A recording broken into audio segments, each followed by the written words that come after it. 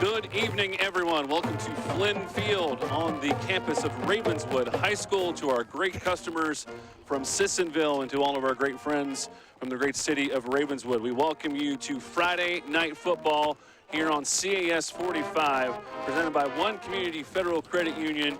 And we're excited to bring you tonight's action. I am Mike Cameron. We are up on the roof. We are here with Macho Bob and Joe Oliverio.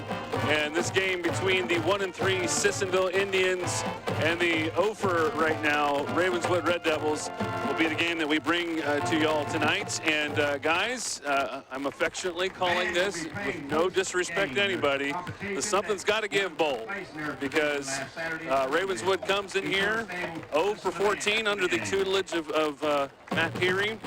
Sissonville finally got off the schneid a couple weeks ago with that win over Tulsa, but you have two programs right now that have one win over the last 2 years. So, as I said, something's got to give. Right, Macho Bob? Well, listen, Michael Hughes down there at Sissonville, first-year head coach, he got him a little taste of victory there a couple weeks ago. So, you know, that's fresh in the minds of these Sissonville players.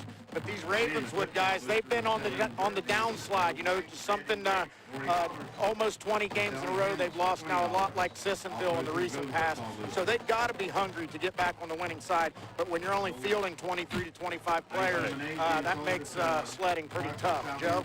Well, then you were talking about Sissonville. Not going back, that win last week was their first win in 1,035 days, is what the paper put, when they beat Tulsa back in 2004. So, like you said, Macho, they had a taste of victory. They're excited about it, and you know they made the trip up. They brought some fans. We've seen games this year where we didn't have the visiting fans sitting in this beautiful stadium. Go ahead. Sorry about that, Mike. The Sissonville head coach said that's the most excited he's ever seen a group of players was when they beat Tulsa.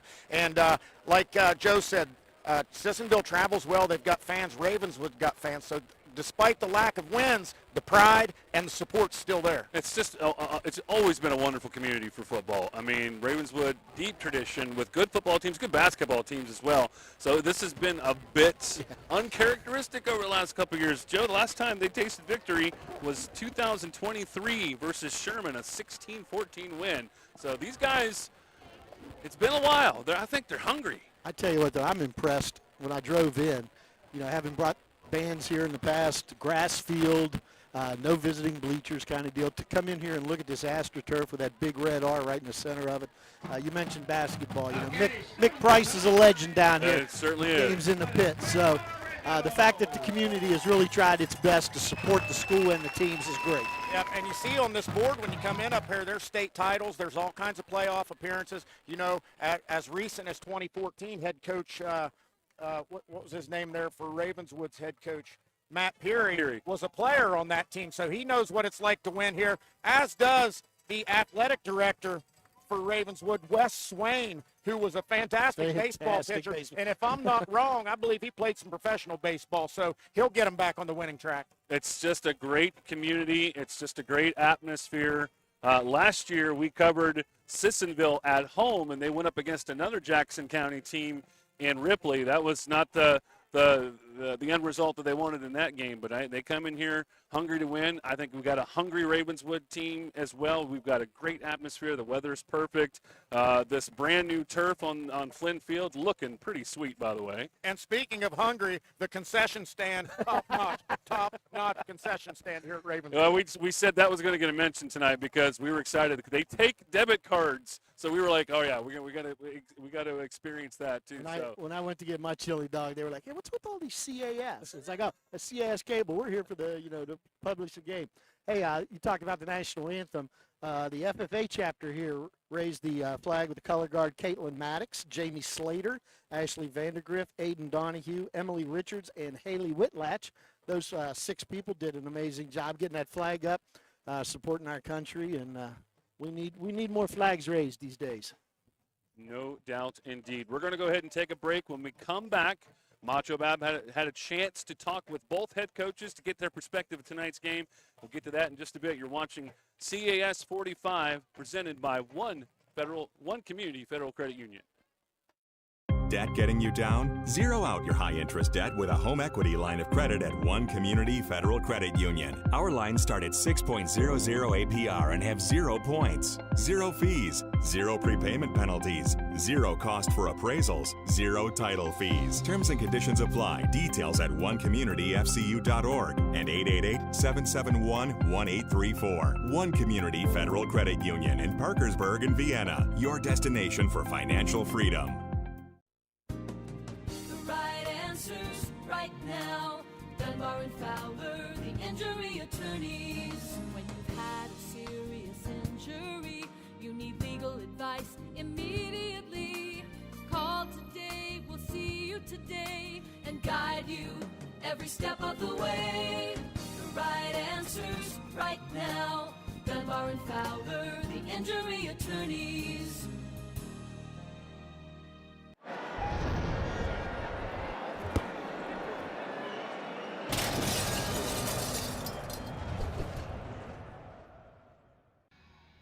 Welcome back to the pregame show. I am Macho Bob. This is second-year Ravenswood head coach Matt Perry. Thank you for taking the time, Coach Perry. Yeah, appreciate you guys being here. All right, hey, I walked in and I was expecting to see some grass out here, and this is artificial turf. When did this come about, Coach? Yeah, this is our second season with our artificial playing surface. They finished it up last May, right before graduation, so we were able to get all 24 on it and then 25, of course. All right, despite the downtrend with Ravenswood football, you were here when there was a tradition, when you were winning football games, winning state playoff games. What's it going to take to get the program back to that competitive level? I think it takes buy-in not only from like players and coaches, but community as well. Getting business members and stakeholders involved and excited back about what we're doing. And then I think we've got to put a good product on the field that people are proud of, that they're willing to support, help finance and stuff like that. We just got to get everybody back on the same path. Well, by the looks of things around here, the new goalposts, well-stocked concessions, beautiful field here. Who are your playmakers, and what's going to get you back on the winning track tonight? Yeah, we're going to put a lot of faith in our offensive line tonight, being physical in the box. Quarterback Owen Curtis will be counted on to run and throw the ball a good bit. Jacob Simmons is back in action after missing a couple weeks with a concussion from week 2, and sophomore Ralphie Rhodes has been doing a great job in the backfield for us. Got a couple senior wide receivers we'll look to lean on in the passing game, but we really want to try to control the line of scrimmage and move the ball. All right, it's a beautiful night for football. Thank you for your time, Coach Perry. More pregame to come after this. Score big this fall with GoMart.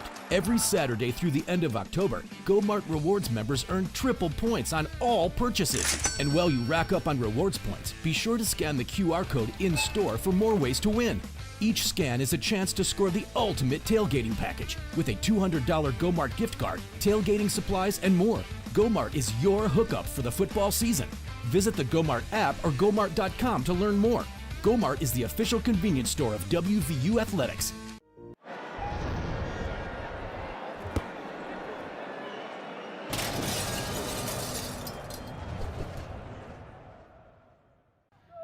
Hey, welcome back to the pregame show. I am Macho Bob. This is first-year Sissonville head coach Michael Hughes. Thanks for taking the time. Absolutely, great to be here. All right, Coach, you got your first win there a couple weeks back. First win in a long, long time. Tell me how that affected your team, what kind of emotional changes took place, and how's that going to benefit you tonight, taking on Ravenswood? Yeah, I mean, absolutely. I mean, we were in a situation where it had been a long time since they won. It helped us to I mean, the saying is get the monkey off your back. So it helped us get the monkey off our back. There's a lot less talking about streaks and more talking about let's focus on us and try to win the one in front of us. Okay, sorry that's that's been the big change. And building confidence is a huge thing here in high school football. Ravenswood is on a slide, much like you guys were in the recent past. Who are your playmakers tonight, and who's going to carry the football for you tonight, and what's going to be the difference? I mean, the difference is really going to come up front. You know, we got a couple guys that's going to be toting the ball with Bentley Ward and, oh gosh, I'm slipping names right now. Hey, I get nervous on the air too, man. I'm probably more nervous than you are. But, hey, Coach, thank you for taking the time. We look forward to an exciting football game tonight. Thank you very much. Of course. Appreciate you. More pregame show after this. Hello? Hi there. I was wondering if you wanted to switch from CAS Cable to our services. No thanks. I'm very happy with CAS Cable. What if I threw in 1 gig speeds? But I already get that from CAS. And great customer service, too. How about a puppy? Do you like puppies? The competition will try and offer you anything but can't match the service and speed you get with CAS Cable. So where are we on the puppy situation? How about 2 puppies? What about a ferret? And welcome back. We are just about ready for football here on a beautiful Friday night in Ravenswood. Mike Cameron, Macho Bob, and Joe Oliverio bringing you tonight's action between the Indians of Sissonville High School and the Red Devils of Ravenswood. Joe, the captains had just met at midfield. Who were the captains? Captains just met there, yeah. Visiting Sissonville, quarterback Maddox Baylog, Trenton McCloy, Nicholas Slate, and Connor Pritt. And then for the home Ravenswood Red Devils, their quarterback Owen Curtis, Jacob Simmons, Matthew Phelps, and Corey Williams, an offensive lineman. So it looks like we're going to have Ravenswood kicking off to Sissonville tonight. It will be number 10, Caleb Hupp, doing the kicking. Before we go any further, just want to let you know we were having some technical difficulties with our graphics. We're going to try and get that fixed as soon as we possibly can. A little squibber kick to number 2 for Sissonville, picked up, and he's got some move. He's got some room. He's all the way to the 50, into Ravenswood territory. That was Brody Scott with the nice, almost picked it up like a shortstop there, Macho Bob. Well, and he hit a little seam there up the middle. It looked like good spacing from Ravenswood. He almost got loose, but a good job there recovering to save the touchdown on the opening kickoff. So the first possession for the Indians will be in Red Devil territory. 2 receivers split out to the right, 1 to the left. And that is Maddox Baylog getting ready to get the shotgun snap.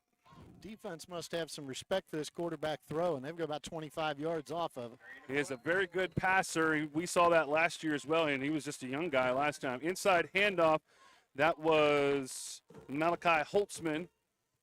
He scored the game-winning touchdown that put them over the top of Tulsa in their 1 win a couple weeks ago. Good gain on first down, 2nd and 4. Another inside handoff. It's Holtzman once again. He will move the pile and move the chains.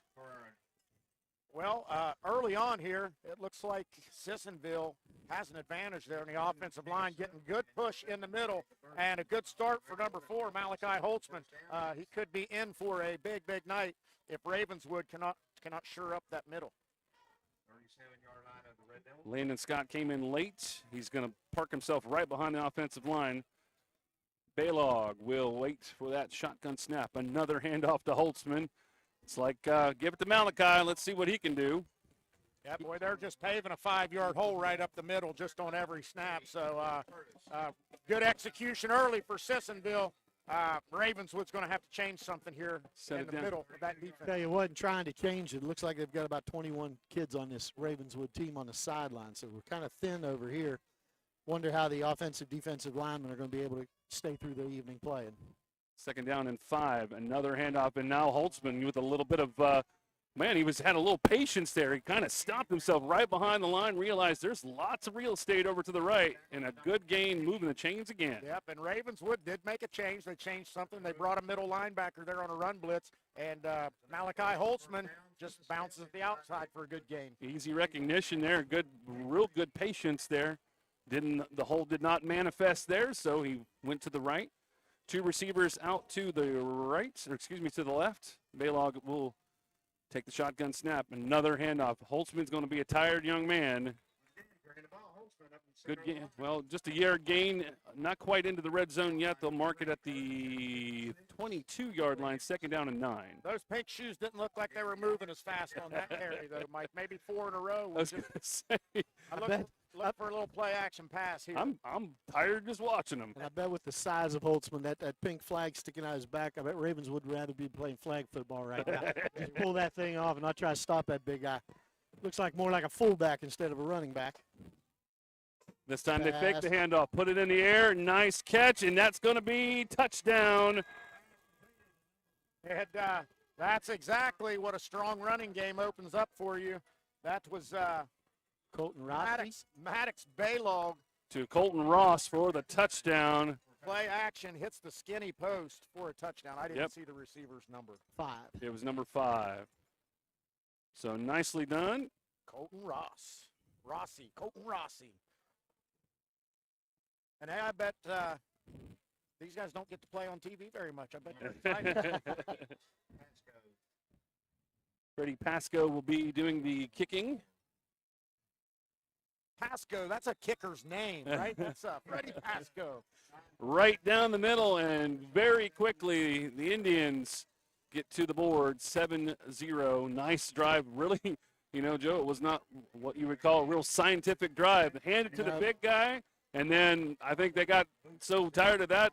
Let's try that little skinny post, as you said, and all worked pretty nicely. Well, and if it's working, keep doing it. That's right. That's a Joe Paterno quote. You know, it's not my job to stop me. It's your job to stop me. So if they're just going to keep running. That was Steve Spurrier. Yeah, Paterno's older.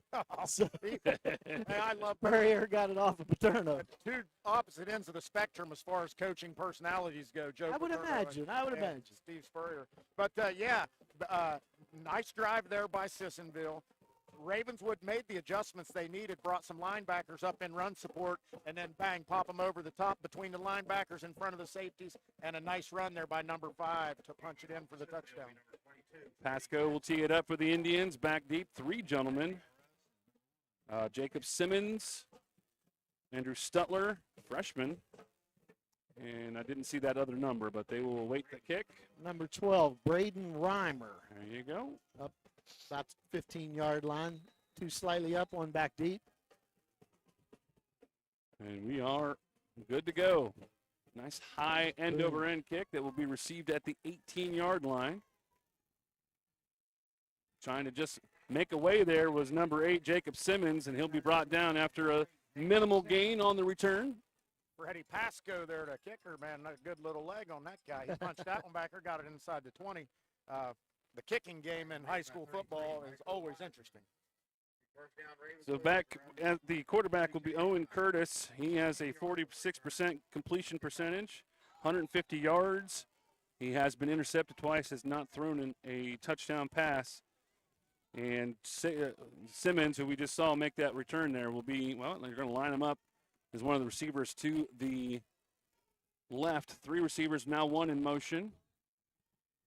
Curtis awaits the shotgun snap, drops back, looks downfield, immediately rushed, rolling. Now he's going to pull it down and get a yard maybe. Oh, we may have a fumble. We do have a fumble. I thought there maybe he should have accelerated and brought it to the sideline, but he cut it up in there, shoddy ball handling, and Sissonville punches it out, and they will take over possession in excellent field position at the 32 and 3/4 yard line. Sissonville did a great job of just containing it. They kept just forcing him out to the outside, and he had really nowhere to go downfield. And then when he made the decision to run, he had a lot of pressure on him at that point as well. So I believe Malachi Holtzman's the one that forced that fumble. So they've dealt with him on the offensive end as well as the defensive end. Making his name on both sides of the field. Baylog with his shotgun snap. The number 33, there's a flag down on the play. We can see that holding call from up here, couldn't we? Riker Wiseman, nice gain, but I think it was all for naught. And you know, Mike and Joe, it surprises me that more of these smaller schools down on numbers don't run a more conservative type of maybe wing tee, bring it in and run an offense that's more suited to using less personnel, less athleticism, you know, smaller linemen. But we'll see how this plays out. Both quarterbacks look really athletic tonight. So hopefully they can use their feet, their arms, and give us some more fireworks and points on the scoreboard. From the point of where the hold took place, it's going to take it all the way back to the 42-yard line. So first down and 20. About 19. Here comes Baylog once again, awaiting the shotgun snap. Baylog standing in there at 6'1". That's pretty good height for a high school quarterback. Another inside handoff there to Wiseman, and minimal gain. Well, I noticed when I walked by when Sissonville was coming out to warm up, they've got some nice-sized, good-looking athletes on that team despite the small numbers. Give him a 3-yard gain. It's second down and about 17, marking at the 39-yard line of Ravenswood. Number 11 out there in the slot. All good-looking receiver out there. Look for him to get some action this evening. Inside handoff, Wiseman once again, and Ravenswood did a good job to bottle him up. Minimal gain, 3rd and long for the Indians. A little bit better effort here by the Ravenswood defense on the second drive of the game, so kudos to them and the adjustments they're making. You would think a passing down here, but I don't know. The runners have done some pretty good damage for the Indians up to this point. Baylog looks over the defense with one back in the backfield. Drops back. Had some time, and he lifted up there, and that will be intercepted. And a good job there. Just playing center field was Caleb Hupp. And I was getting ready to credit the running back there. That was number 33, Riker Wiseman, did a good job picking up the blitz to give his quarterback time, who threw a very beautiful spiral out there, a little bit deep over his receiver's head, and I didn't see the number, but Ravenswood with the interception. Number 10, Caleb Hupp, got the interception, just played center field. You're right. He kind of sailed it by about 5 yards. We saw that in that first possession. 2 backs really back deep, trusting that arm of Sissonville quarterback, Baylor. That's like a good 3rd down pooch punt there. There you go. So Ravenswood's got a long field in front of them. Let's see if they can get the offense going. Good adjustments there on defense to shut down Sissonville in the second drive.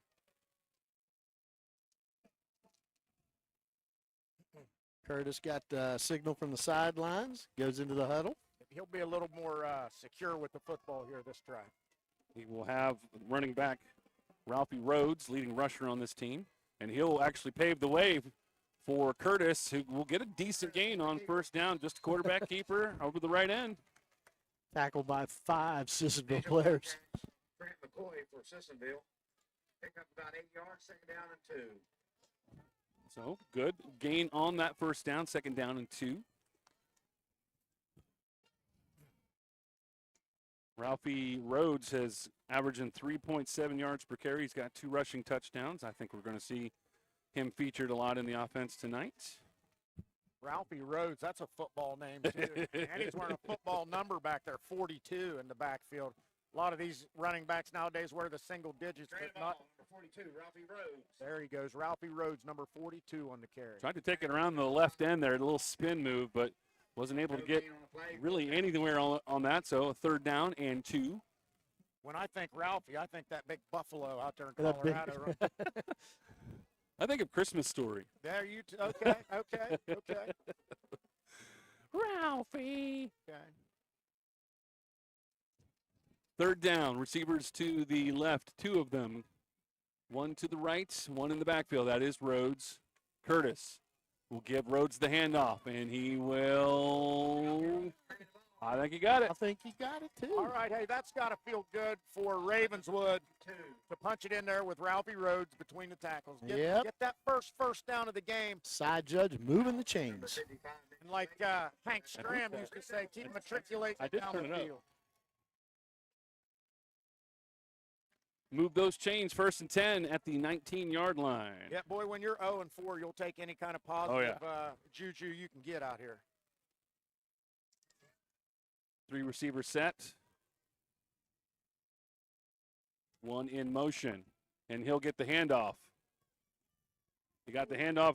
He had a little trouble getting that motor running up the field a little bit, number 8 there. That was Jacob Simmons with the end around, and we'll give him about 4 on the carry. 3 on the carry, actually. Malachi Holtzman there came in there from his linebacker spot and laid some leather on him. Officials timeout on the field. Yeah, boy, I'll tell you what, Ravenswood cannot afford any type of injuries tonight, Joe, can they? We're looking over here, and they're not much substituting between offense and defense as well. I think they got some middle school kids down here in uniform because the size is just not there. They had one player have to run off the field, Sissonville did, with an equipment malfunction, so he was sent off. That's what the official timeout was. 2nd down and 7. Curtis hands the ball off. That's Rhodes. Powers up. 42, Ralphie Rhodes carrying the football into the lines. We got a little extracurricular. You know what? He waited till the whistle, maybe a little after the whistle.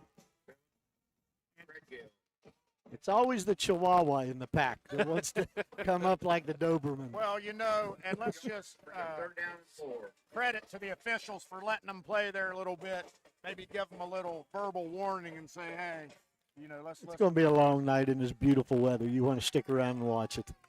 3rd down and 4. Curtis puts the receiver in motion. It's a quarterback keeper. He found just enough room, and he got a little extra all the way to the 35-yard line. Nice gain by the quarterback, Owen Curtis. And I'll tell you, just like Sissonville was having success early up the middle of the Ravenswood defense, quarterback there, let me find his name again, Curtis. Owen Curtis, with a nice run right off the center's butt there. Ravenswood offensive line moving some earth out here right now. That's a pretty big defensive front there, too, for Sissonville. Yeah, there is some girth out there. He's going to try it again, but that time they caught up, recognizing the quarterback keeper maybe a half yard on the carry. 2nd down, about 9.5. Made by 55. Nick Slate.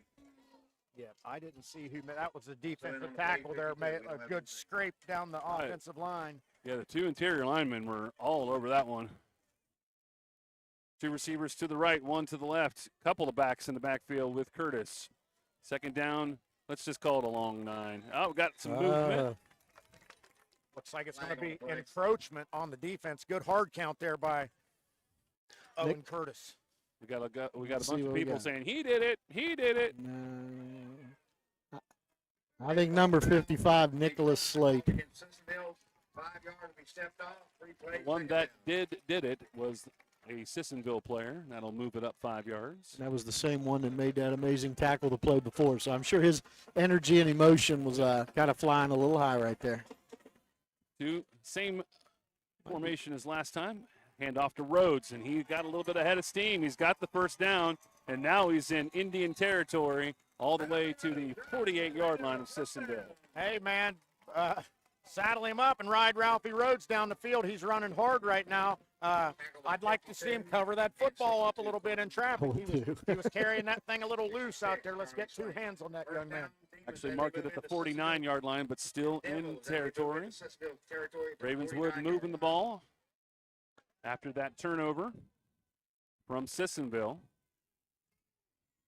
Curtis gets the snap, Rhodes the handoff, powers through the middle of the line, and gets all the way at least to the 45-yard line.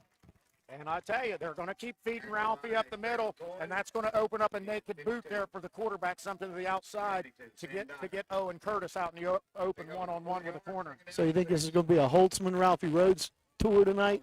Which one's got the steam at the end to keep pushing it through? Yep, you know, and this has got to be building the confidence of the Red Devils offense right now, and the whole especially from where this drive started, Macho. Yeah, absolutely. And the time-consuming element. Again, this time, no, it is Simmons with the carry. Decent gain on 2nd down. That's going to make it 3rd and manageable. 3rd down and a little bit of a long 2. Credit to these Ravenswood backs. Boy, they are punching it up in there with some authority and making some yards after contact. Big 3rd down right here, Mike. Big early 3rd down. 2 minutes, 45 seconds remaining. 7-0 score. Sissonville with the lead. We, again, are having some problems with our graphics right now. We'll try to get that fixed as soon as we can. Ralphie and Jacob in the backfield. Curtis this time. Nice block, Ralphie. A late block there from 42, and that sprung him. Hey, and tell you what, every time they get a 1st down, number 51, Hayden Heath for Ravenswood, he's looking to the sideline like, move them chains, move those chains. You know what? These guys got to be excited. I think they've only scored 14 or 18 points the entire season. They've been outscored big time. They've given up a lot of points. Any type of success has got to feel very good. Let's go to the numbers. Yeah, it was 18 points in the 3rd game versus Polka, 35. Yeah, St. Mary's was 13-0. Ripley was 49-0. What a run by Ralphie Rhodes. And he gets up excited. He is pumped up, flexing down on him. Ravenswood's having some real success between the tackles. Again, let's look for something on the flank right here. Get this quarterback out. Well, I in mean, open space. and that's what Sissonville did in their first drive. Pound, pound, pound. And then when Ravenswood was able to kind of react to that, and that's when they got the pass to the middle of the field. Maybe Ravenswood is setting something up right here. And the fact that they're doing so well, Mike, is, Sissonville's just got one safety back there kind of playing by itself. We're going to get a timeout. Timeout taken on the field. Head coach Mike Peary down there in that Ravenswood huddle's got to be feeling really good about what he's seeing from his team's offense right now. Thanks so much for being a part of the broadcast tonight. And again, to our great customers in the Sissonville area, we're happy to be able to cover your team tonight, and also the great folks here in Ravenswood. Just a wonderful community and a great football atmosphere and a great shot there by our great CAS crew. I just cannot stop throwing out the greats. It's all great. And what an exciting job there our mobile cameraman down there has. He's down there right in the middle. Down in the middle of that huddle, wasn't he? Yeah, Chase Sook, you saw his hands moving like, come on, Coach, we can do this. We've got this. Give it. And again, it's got to be a very exciting thing here for Ravenswood to come out and have some early success. What a feeling it would be for them to punch this in and tie the game up going into the second quarter. So Sissonville started off with a touchdown pass on their first drive. They stopped Ravenswood on their first drive. Sissonville got the ball back. Had an interception down the field. Ravenswood basically started up at their 5-yard line. So they have been moving flag on this play. Drive. Lots of flags. Rhodes with an inside handoff there, and there will be probably going to be. Wow, that's cinematic right there. We got a shot of the flag. Call against Ravenswood. 5 yards be stepped off. That'd be 5 yards. Illegal shift. Looked like two guys moving at once there. And credit the officiating staff too. The white hat immediately told the quarterback exactly why he threw that. He counseled him on that one, if you will. That white cap tonight is Grant Rhodes. 1:29 remaining. 7-0 Sissonville with the lead. Ravenswood driving though. First down 15. Another quarterback keeper, and Curtis brought down after probably getting the penalty yardage back. Tackle by 51, Luke Spalding. And after a 5-yard penalty, put yourself behind the sticks. That's the minimum that you hope for. There's to get 5 yards on the first down. That brings up a 2nd and 10. And quarterback Owen Curtis showing he's a capable runner with the football tucked. Tell you what, that almost helped him because inside a minute left in this first quarter. Brennan Harrison tried to double up on the outside receiver over here. Pistol formation for Curtis. A little quick sweep out to Rhodes. Nothing going on out there. Sissonville had that one sniffed out. Yeah, again, that's one of those situations where I'd like to see my back just head down and head for the sideline, and you got a better chance of getting yourself a yard or two. And as the first quarter winds down here inside 25. 3rd down and 9. This probably will be the last play of the quarter. Curtis with 2 receivers to the right, 1 to the left. Rhodes in the backfield with him. I think Rhodes will provide a little bit of blocking on maybe this first pass attempt. Looks like he's going to let the clock. Yeah, they're not even going to run the play. Coach is like, hey, let's talk this thing over because we've done a great job most of the first quarter getting it down there.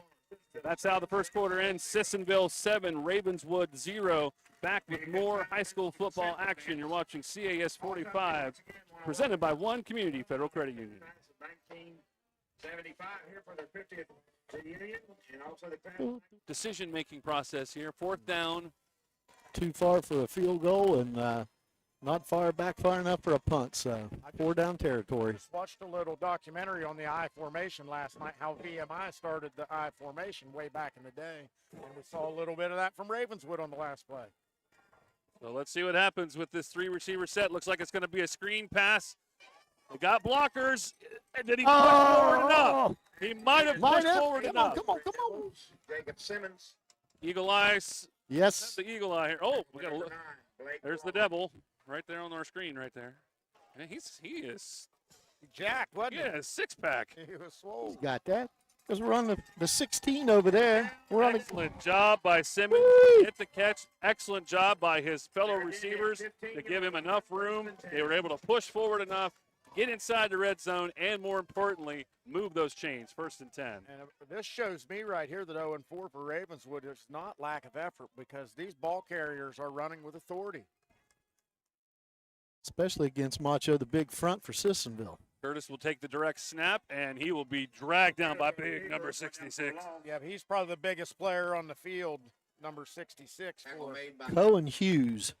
He's a junior, 5'8", 172 pounds. That made the tackle? Yeah. No way, that guy's huge. Oh, I thought it was Charlie Swain. 66. 66. Charlie Swain. That guy was twice that size, Jeff.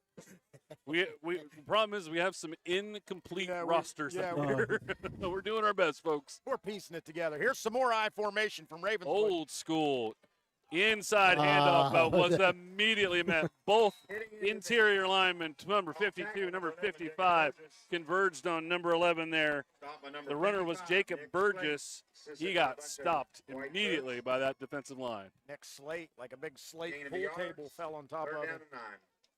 3rd down and 10 at that 15.5-yard line. Boy, the left side of that Sissonville defensive line is big. They're big all across the front there. 51 over there on the right end has good size, too. Under center this time for the snap. Again, they're going to throw it out to the flat, but Simmons cannot make the catch. Number 8, Jacob Simmons falls incomplete. Might have heard those footsteps. I was going to say, that's a tough catch to try to make when you're hearing a linebacker coming down on you. So, again, Coach Peary has a bit of a decision on his hands. 4th down and 9. A couple weeks ago, we saw that play, and it was a pick six. Illegal motion called against Ravenswood. Again? Come on. That's okay. I did not see the flag called, but now they're going to decide how they want to assess the penalty. Legal contact, or was it? No, it was illegal motion. Excuse me. Let's decline that. Then you got 4th and 10. There you go. Be 4th down. Yeah. And that is what Coach Mikey Hughes did. Because the way Ralphie Rhodes is running, I don't know that you want to give him another 2 plays to try to pick up 15. So here it is, 4th and 10. It's at the 16. Actually, it's most of the ball is. All right. They're going to try a field goal. That is Caleb Hupp, 5'10" senior. Attempting the field goal will be number 10. Mark it at the right hash mark at the 22-yard line. 32-yard field goal blocked, and it could be a scoop. Number 5 picked it up, and he's got space. Number 20's got the pursuit angle on him. He's going to have to cut it back. And he'll be brought down. A block and a scoop. And Ravenswood's 3-point possibility now is going to be a possible touchdown now for the Indians. Right, and that's what I was saying earlier in the game. Even on the kickoff, even on extra points, even on field goals, in high school football, especially small schools, the kicking game can be an adventure. Colton Ross was the one that picked it up. I did not see who blocked it. You did see the replay right there. 16-yard line. So no quitting the Ravenswood Red Devils. 3 guys chased him all the way down the field to prevent the touchdown. So now we got Baylog with 2 receivers to the left. Pritt on the inside there. Quick handoff. And not much in the way of stopping him. Number 33 was able to get well inside there. Man. Wiseman with a good run on 1st down, and that's going to put him on the 8-yard line. Oh, just inside the 9-yard line. 9-yard line, excuse me. That's got to be tough for Ravenswood. They had that ball almost 10 minutes. That was a heck of a drive. Everything was working until the very end, and then that block. Baylog hands the ball off. That is Holtzman, who got taken down immediately. Carrying the ball, number 4, Holtzman. He went low. They went lower. Jacob Burgess, 3rd down. Yep, and what was it?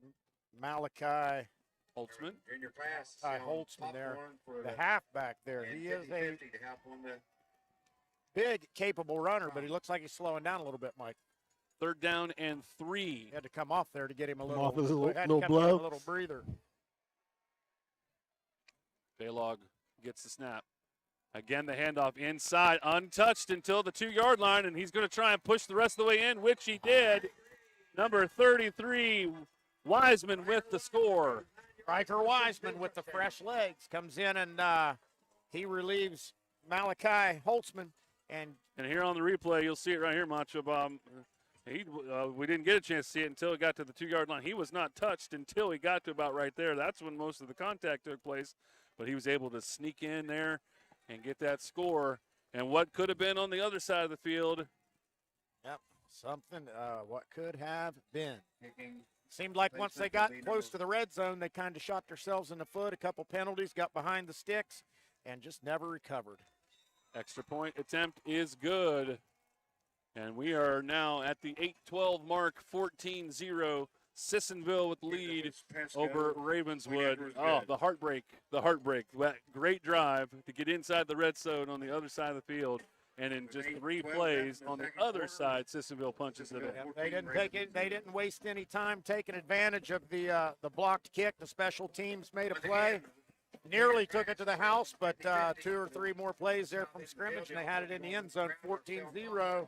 Sissonville taking control here midway through the second quarter. Football boosters are selling. Lovely evening here in Ravenswood. Old red, black, and gray. Sun has now officially set. $20. All proceeds go to the football boosters. Just a little bit. I mean, it was hot when we first started, but now I'm starting to feel that little nip in the air. Yep, feels good up here. We've got the best seats in the house. And Coach Perry's got to be in his players' ear, man. This is gut check time for Ravenswood. This is where you decide if you want to stay in the game or if you're just going to roll over. You know, they held the ball last possession for nearly 8 minutes, Joe, you said. So there's 8 minutes on the clock. See if we can get a score here. Be nice if they could take 8 minutes, run it down, go in halftime 14-7. That'd be a major moral victory for them. At this point in the game, no reason to change anything right now. It was working. Let's see if it works on this drive as well. It's high end over end kick, caught at the 10-yard line, 15-yard line. A little bit of space there. Copen on return of the 15.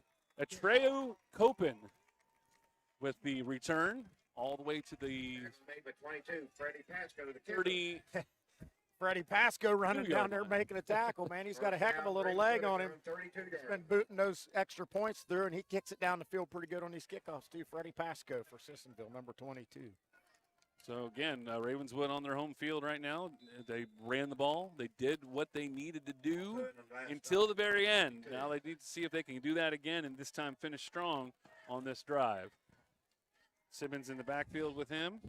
I don't think that's Rhodes, too.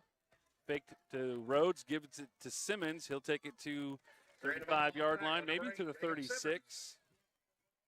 Let me bring Jacob Simmons in there from his slot position. Number 11, Connor He lines up in the slot, put him back in the backfield. You saw him there with that false step. Drove up in there, got him a good little 4-yard gain on first. Well, 3 yards it says, second and 6. Second 7, second 6. My Mountaineers tomorrow may need to do that, move some of the slot receivers to running back. The cupboard's pretty bare in the backfield with injuries up there in Morgantown. If number 2's not available, boy, they are in deep waters. Curtis will get Rhodes the handoff, and he's got space. He's all rumbling all the way to the 45-yard line into Sissonville territory. So, yes, Coach Perry says it's not broke. It is working. Let's keep doing that. But I tell you what, old Ralphie Rhodes showed right there. He's not all rumble, man. He's got a little bit of a giddy up to him. You know, yeah, busted off a big gainer there for Ravenswood. Ralphie Rhodes. That's just a good name to say. Just a good name to say. Just rolls right off the tongue. Same situation in the backfield. Fake the handoff. Curtis will keep it. Dances to the 40, inside the 40 to the 37-yard line. Nice run on first down. Yep, again, no quitting these Ravenswood Red Devils. 2 good back-to-back plays right there. See if they can keep this ball rolling down the hill. And this time they're moving with a little bit more. I mean, like the first drive was a little more deliberate. This one now they're moving with a little more passion. And we got a couple of good running teams. This first half was just it's kind of nice, isn't it? I know. I may have some time to get some pulled pork nachos now. Well, that pulled pork was good. Inside handoff. It's Rhodes, and again, a good run and brought down by that middle level of the linebackers. Move the chains. Spotted at the 35-yard line. First down, Ravenswood. Boy, that red jersey at 42, I know he's not Mike Allstott's number, but he's rumbling in there like a little miniature Mike Allstott. He's only a sophomore sitting there at 5'11", Oh, dang. 185 pounds. Well, they better get him some NIL money, or he's going to transfer to Parkersburg. Two receivers to the right. Curtis now. This time it goes to Simmons. It got a flag down on the play. Maybe face mask? Wait, he threw that thing in there, looked like one of those lawn darts. Remember back in the day, I just threw the lawn dart? I was thinking the same thing. Yeah, that thing had good arch, had good distance. Yeah, one of the linemen turned around and said, I'm getting out of the way.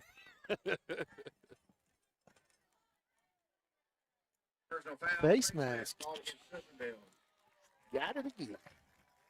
He threw that thing about 15 yards in the air. It had to have happened immediately because, I didn't even Just see one that. of those linemen trying to stop him and, reaching across the guy he's blocking, grabbing whatever he can grab.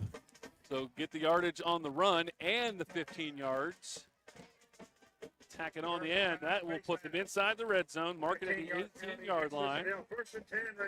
So Ravenswood knocking on the door. Somebody's popping some fresh popcorn. That smells good, doesn't it? Boy, I'm telling you what, this Ravenswood crowd right here underneath us is ready to erupt if they can get this ball in the end zone. Hard count there by Curtis, and a little bit of movement up front, but not enough to get the encroachment. Curtis fakes the handoff to Simmons, gives it to Rhodes. Good job by the Sissonville Indians to react and bring him down after a minimal gain. Made by 51, Luke Balding. Nice camera shot there, taking you inside the action right there. I got my rosters backwards. What was his name? 51, Luke Balding from Sissonville. Well, I've heard his name a lot over there on defensive end. Second 9, about to go inside 5 minutes. Two receivers to the short side of the field to the left. Curtis. Again, a good job of kind of just keeping everybody, the little trickeration there. You don't know who he's going to hand it to. That time, I think that was Simmons. And a good run there that will put it to third down and short. Now, again, this has been 2 consecutive drives where Ravenswood has marched down the field. First drive, though, they were not able to finish. This one is third, about 4 yards. About 3.5, 4 yards. They're going to need to get it down to about the 8-yard line, it looks like, to get the first down. I have a hankering, I have a notion that we're going to see a little bit of Ralphie Rhodes between the tackles here. Maybe some play action, too. Let's see what happens. Again, no, you're right. Let's see if Rhodes can finish it off. He tried to spin away. It's going to be close. I think he's going to be about 1.5 yards short, though. Yep, it looked like Sissonville was thinking exactly like I was thinking so here. But after that last field goal attempt, it's definitely 4-down territory. I was going to say, I don't think we're going to see the kicker on this particular one. They've got to go pretty much a full 2 yards. I don't think that's a tremendously great spot, but we're a long way away. I'm keeping it in my quarterback's hands one way or the other. I'm following those two back. Following Ralph, you just or get him out on the perimeter with a run-pass option. Rhodes to the left of Curtis. He's a little bit farther back in the shotgun. He's going to keep it. Nice little stutter step, but was it enough? I don't think it was. Shut down. Another big defensive stop for the Sissonville Indians. Tackle number 5, Colton Rossi, and 33, Bracker Wiseman. It was a great job by Sissonville to react because it looked like Curtis going one way, and then he did the zigzag. You thought maybe that would be enough to get the yardage that he needed, but a great job by the interior linemen and the linebackers from Sissonville to put a stop to it, turnover on downs, and another very good drive with 0 points for the Red Devils. A lot of rushing yards and a lot of success running the football. 0 points on the board. They just seem to fizzle out when they get inside the 20. Baylog with nobody in the backfield with him. We got a timeout coming up with Sissonville. Timeout Sissonville. That's our first charge timeout. I would imagine timeouts. Coach Hughes is probably going to say we got 3.5 minutes till halftime. Let's don't do anything stupid out here. if we can get down the field in 3, fine, but don't feel like we have to. I don't know. I talked to him before the game, and he seems like a gambler to me, so I look for him to let it fly a little bit here and try to move it down the field. You know, a little bit of house money going on for two touchdown lead. I definitely would think that he would not want to do anything careless there, but, you know, a little bit of house money here. You never know. Maybe they got something that they got cooking here. Yep, and this is one of those games, like I said, when I played middle school football, played 3 years, 0-21, never won a game. Played 2 years at South, 0-20, never won a game. And we were in Ravenswood spot a lot of times where we were moving the ball effectively. We were competitive in a lot of aspects, but just not on the scoreboard. As they perform the competition routine, they'll be staying after the game. Stay and listen to them. Well, I mean, yeah, they have been 4 games, been shut out, 3 of them. So I think they would want to just get that confidence going, get one score on the board, but they just haven't been able to finish those drives. Fumble. Fumble on, oh my goodness. A bad place to have a fumble. I would guess there was really no good place ever, but this would be a very bad. Number 33, Riker Wiseman. Yep, where they were fortunate to get that one back. That would have been no gain on the play, second down. Just on the exchange, not good. I bet Ravens would like that ball 1st and 10 I would say that. The 10. We approach 3 minutes left in the half. 14-0, Sissonville with the lead over Ravenswood. Mike, Bob, and Joe with you. Just a couple of guys. talking football in the crow's nest. Baylog with the handoff. That is Minhoe, and he will be spun down. Nice tackle there. Tackle made by 52, Sook. So that is interesting now because the fumble and the short gain on third. Coach Peary says, all right, let's call a timeout and see if we can stop him here. We do have some time to work with. Yeah, I guess I was wrong about that Sissonville coach Michael Hughes. He went with Joe and went the conservative route, and now Ravenswood's got a chance to get the ball back if they can come up with something here and force a punt. They'll have it back with better than 2 minutes left, Mike. 3rd down and 9 when we get back to play. Maybe create something on special teams for themselves. But first things first.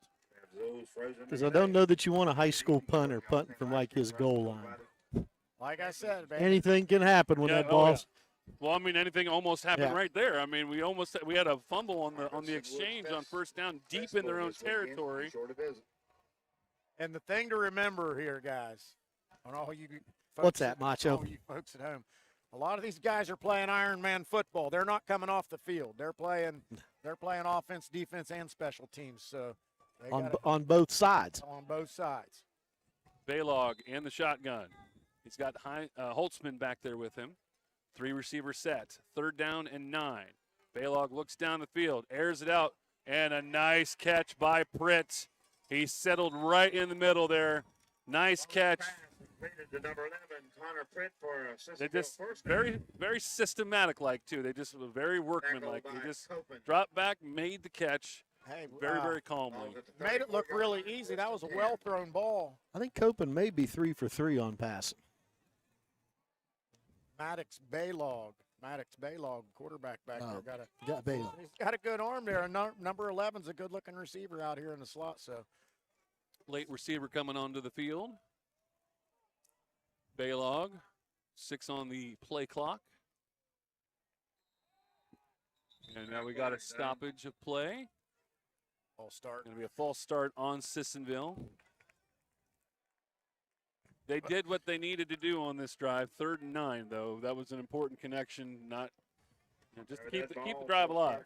Yeah, boy, it's little things like that, that just irritate coaches, get them fired up. You make a big play, get the confidence, get momentum on your side, and then you don't stay in your stance till the snap of the ball, and that's how you lose football. And that was a long time too. I mean, the play clock was down to 2, so that poor lineman, he was down there for quite a while. Yeah, he was like, we got to snap this. 1st and 15, receiver in motion. Baylog with a little bit of a rush. He rolls out to the right, receiver wide open. There was not a soul around him. Man, I'll tell you what. Maddox Baylog can spin it. He throws a nice football. He throws accurately, and he throws a nice tight spiral. That's an easy football to catch for these receivers. On time and on target. You can't do it any better. Reception was made by Deacon Moore. Flag down on the play. I don't know about that call. He got back. Espinoza jumping. He didn't make contact, and he got back. Ball encroachment called against Ravenswood. 5 yards stepped off. Replay first Cheap down. 5 yards. That'll put him now in Red Devil territory. At the 46-yard line. 1st and 5. And the clock, tick, tick, tick. 1:36 remaining in the half. 3 receivers set to the left. Baylog looks that way. Looks at the defense. Gets the snap. Rolls back. That is Moore once again with a nice catch in the seam there. And he'll dance for a couple extra yards. That might be enough to move the chains. It will be. Good pursuit back down the field by a big defensive lineman there, making a play 5-6 yards down the field. So almost like a linebacker stepping back in there, didn't he? He stayed in the play and made a good tackle there on number 1. And good ball movement. Now they ran the ball so well in that first drive. Now utilizing the passing game. Colton Rossi out here on the far left trying to get his quarterback's attention, like, give me the ball. Now he's going to do a little scrambling here. He's going to get some yardage, go out of bounds. That will stop the clock, but inside a minute. But a good gain on first down as there was nothing downfield for Baylog that time, so he did it himself. Maddox Baylog, nice-looking football player out here. Good quarterback, makes good decisions with the ball. And the 32-yard line of the Red Devils. Having himself a nice evening, nice first half. When we covered him last year, when they played Ripley at their home field in Sissonville, I said last year, he said, this kid looks good. He is a good, he throws the ball well. He's got a good vibe to him. And now with a little bit of confidence today, looking very good tonight. 4 receivers set again. Inside a minute, 2nd and 4. Baylog drops back, nothing there. Now he looks at the open field, lots of room, lots of real estate. Couple of zigzags, and he's to the 10-yard line on that fine run by Maddox Baylog. Looks like we're going to get a time. Sissonville still has 2 timeouts left to use. Yep, they're going to use one of them here. Timeout on the field. Timeout taken by Sissonville. So, timeout of the half. well, the cooking's good, so let's see what they can come up now with just being 10 yards away. They could really put this game in a very early part of the game. You can put it in a lot of jeopardy. And either of you guys remember who received the opening kickoff, because I do not. I believe it was Sissonville. I always make a mental note to keep track of that, and then I don't keep. Well, that's where you lost me, because it was the mental note that I made, not the written note. Ripley, 9 o'clock. Tell you what, officiating crew tonight, Grant Rhodes is the referee. Looks like Todd Lehew's the umpire. Brian Swain's the line judge. Jason Ray. Rax is the linesman. Bob DeFrank, field judge. Kevin Durst, side judge. And Dave Fisher, the back judge. And we know one of them's got a good arm because he launched that. Because he launched that ball. He did. He sent that flag in there. Red Devils need to stop. 46 seconds left. Need to keep the Indians out of the end zone. 14-0. Sissonville with the lead and knocking at the door for another score. Another 4 receiver set. Baylog has been passing the ball very, very well on this drive. And Mike, this 4 receiver set is really wide left to right. Thrown to flag. Flag down on the play, and the ball was dropped. Pass intended for Moore. They dropped. Illegal man. Flag down. Motion. Illegal motion called against Sissonville. The poor guy in motion decided to round third instead of take it down and go up. And again, Maddox Baylog, man, he throws a nice spiral. He spins it. He can throw the football out there looking like Danny Werfel. Ah. Wow. Heisman winner. You went back for the 1994 for that one. Pretty sure Danny Werfel put a good hurting on the Mountaineers one time. I sure did. Yeah. 42 seconds left, first down, and now 14 yards to go. To the score, Baylog drops back, looks to the left, airs it out. Receivers open, wide open. And the catch made. If I'm one Scott of these, with the touchdown catch. if I'm one of these big AAA or 4A schools, I'm looking at this Maddox Baylogs. He got another year, Mike, or is he a senior? I think he's a junior. Well, I'll tell you, he's a junior. He still has another year after this one. that young man can throw a football. And that can't be right. They're listing him at 6'1", 135. I think it may be a 185. Maybe they just. That was and don't discount the nice route that was run too by Scott. Absolutely. Wide open, just a nice pitch and catch, and this extra point could make it 21-0. I tell you, these Red Devils right now have got to be just feeling it right now in the respect of two really good drives that ended up with zero points, and then quick scores on the other side for the Indians too to make this lead at 21-0. Yeah, you just go back to the blocked field goal. The blocked field goal kind of changed the direction of the game, the momentum of the game. Big Mo jumped on the Sissonville side and has been riding with him ever since. And now could have had a 7-3 game. Now you're 20-21 in the hole. So, but again, hey, Coach Peary's got to keep coaching him up. Yep. You see him; he's got a positive attitude down here on the sideline. He knows he's in a rebuilding process. And he knows that he'll be getting the second half kickoff too. So right, that's a plus. I'm sure they'll try their best to run this time off and regroup in the locker room, and we'll take you to halftime here in about 35.5 seconds. What we're gonna watch for is here to see if Ravenswood maintains good posture, good body language, good attitude and effort to try to stay in this game and not let it become a rout, if it's not already a rout. And we are ready to put it in the air. Medium-sized kick, caught at the 20-yard line with a head of steam. Still on his feet, and a stiff arm. He's going to take it to the house. He will. The Ravenswood Red Devils are not done. Atreyu Copen. Atreyu Copen with an 80-yard touchdown return. On the medium-sized kick. he should have upsized it. He hit with the medium-sized kick. Number one catches it, shoots the gap straight up the middle. Let's take a look at the replay. Oh. He was basically untouched. Stiff arm there on the kicker. So the kicker was the only one that was able to get a hand on him. Freddie Pasco got stiff-armed and then flattened. Blocker following on. That's a good answer by Ravens. That was well, that's exactly what the doctor ordered. I was saying, let's just go into the halftime and regroup, but no, they were able to get one back real quick.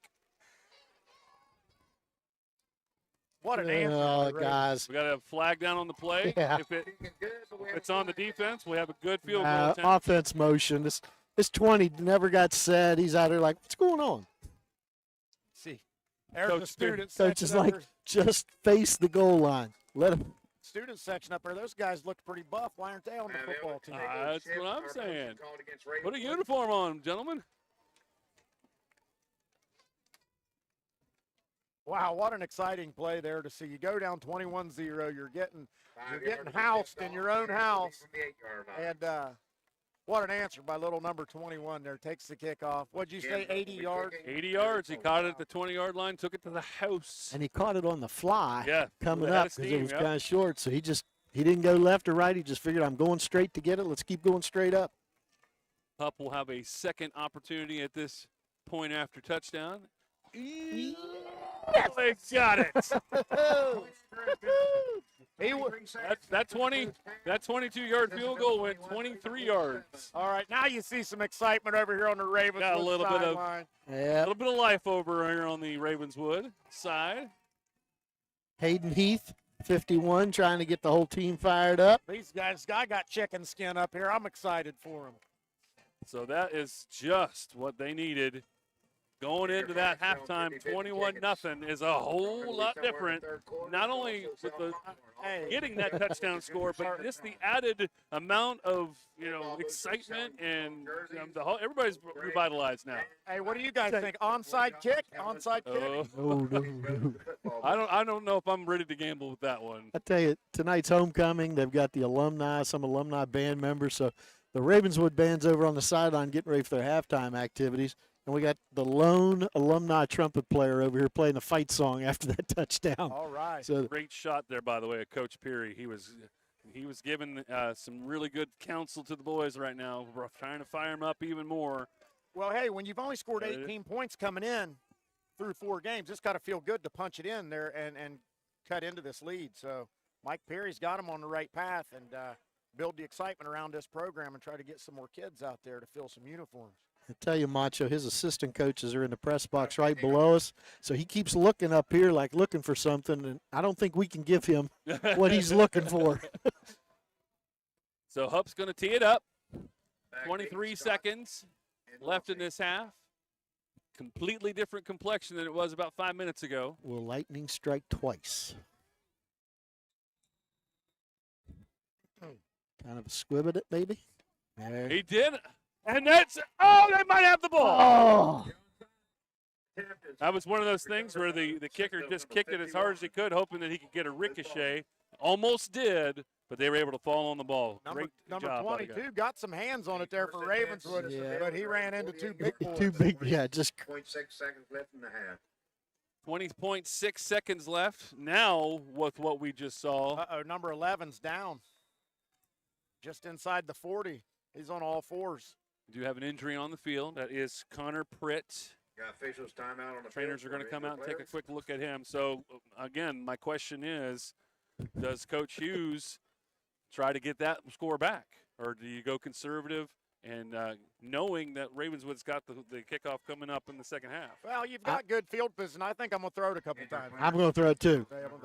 It's been working. It's been working. See, and as wide as they've had those receivers out there, he may even have trips to the right, going against single coverage in the back. Look at this offense. No regard for their We're ready to play. Just leave them on the field.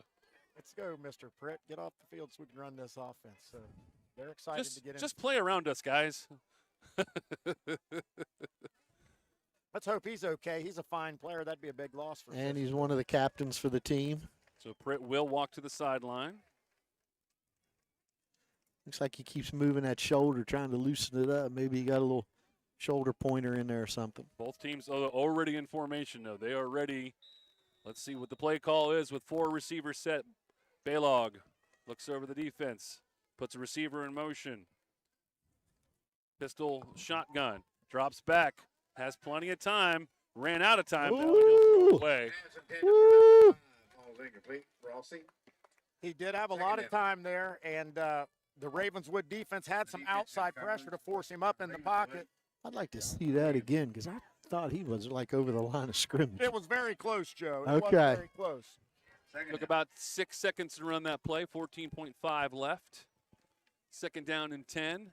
Ball at the Sissonville 48-yard line. And got another 4 receiver set. Boltzmann in the backfield with Baylog. And Connor Pritt is back over there. Here he goes on a flag route, but they're going to come near side with it. And another interception. Hupp just stepped right in front, playing center field once again. Completely disguised himself. My goodness. Did he have the first interception as well? He did. So that's 2. That's 2 interceptions for Hupp. Just sitting back just there. Sitting back there. Safety. And you saw him on the run back there. He couldn't decide if he wanted to slide and conserve clock, and then he saw a little bit of an opening, so he tried to. Well, Baylog did not see Hupp at all because he was trying to get his receiver in motion. The other defensive back was behind the play, so Hupp just kind of snuck in there and got that interception. 2.8 seconds left. So what kind of arm are we going to see out of Owen Curtis now? Well, if they're going to try, it's going to be, what's the word, trickeration? Trickeration? I think he doesn't have a 50-yard arm, so there might be some trickeration here. Let's see if they've got a little hook and lateral in the repertoire. Three receivers to the short side of the field. Rossi and Baylog playing center field for Sissonville, just back. Curtis drops Try back. to keep everything in the front. Here comes a blitz. Put as much air as he could possibly put underneath it, but it's going to go harmlessly out of bounds, and the half will end in a very fun and exciting first half of football between two teams that are struggling, but not so much today. They have been playing some good football. Your score at the half, Sissonville 21 and Ravenswood 7. Before we take it to the break, guys, anything you want to say about this first half? You know what? I was going to say Ravenswood's got to be disappointed that they're not in the game. They were tight for a little while, but boy, that kickoff return there to close the second half, that's a feather in your cap, and let's see if they can come out and capitalize with the ball in the second half. Joe. Kind of that never die attitude. They were down, they were out, but they weren't done. So the fact that Ravenswood was able to come back, get that spark, and you're looking at some of the players going off. They're going off excited, ready to go into halftime and talk this thing out. We're going to take a break. When we come back, we'll actually have probably some footage of some of the Ravenswood halftime homecoming festivities that we hoping that will be happening, and maybe even a performance of the band too. But let's go ahead and take that break. 21-7, Sissonville over Ravenswood at the half. Back with more. You're watching high school football on CAS 45, presented by One Community Federal Credit Union.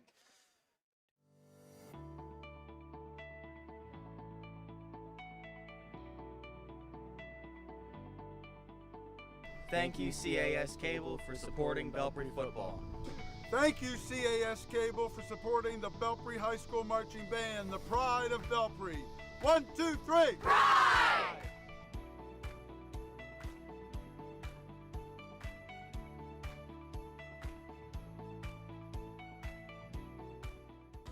The stock market can feel like a roller coaster, full of twists and turns and a few too many drops. But what if it didn't have to be so scary?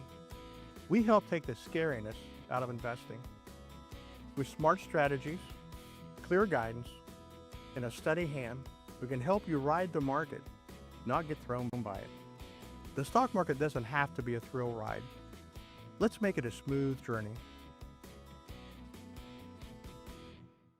Debt getting you down? Zero out your high-interest debt with a home equity line of credit at One Community Federal Credit Union. Our lines start at 6.00 APR and have 0 points, 0 fees, 0 prepayment penalties, 0 cost for appraisals, 0 title fees. Terms and conditions apply. Details at onecommunityfcu.org and 888-771-1834. One Community Federal Credit Union in Parkersburg and Vienna. Your destination for financial freedom.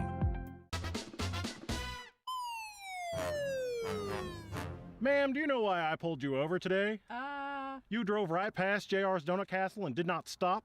You should go in and get some pastries and some donuts and maybe a pepperoni roll or something. Your donut. What? No, I'm not. You're clearly a donut. Nope, not a donut. Thank you for your cooperation. You have a good day. What just happened?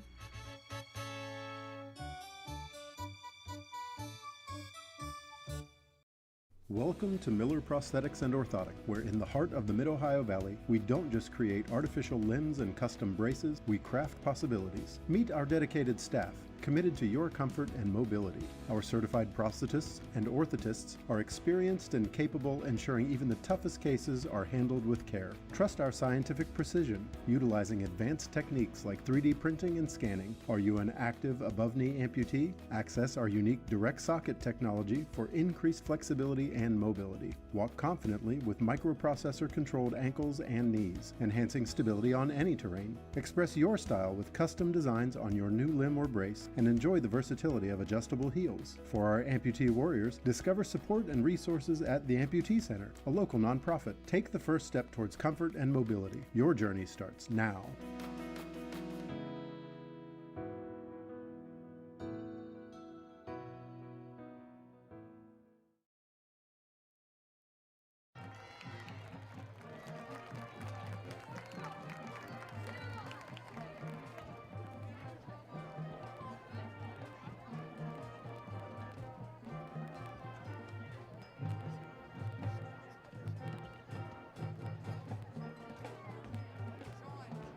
The junior class attendees, Cooper Anderson and Zoe Jennings.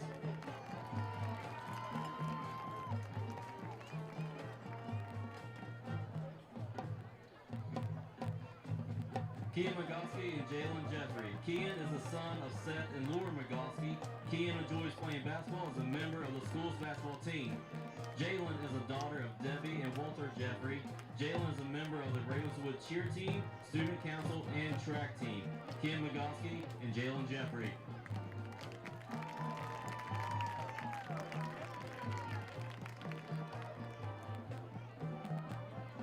Ralphie Rhodes and Lily Stewart.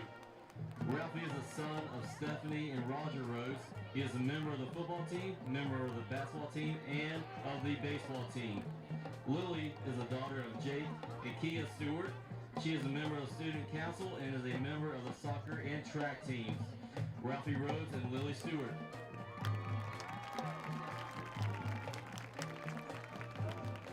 Cooper Anderson and Zoe Jennings. Cooper is the son of Eric and Alyssa Anderson. He is a member of the baseball team and is a member of the Ravenswood FFA. Zoe is the daughter of Stephen, Christian, and Tara Jennings. She is on the girls soccer team and wrestling team. Cooper Anderson and Zoe Jennings.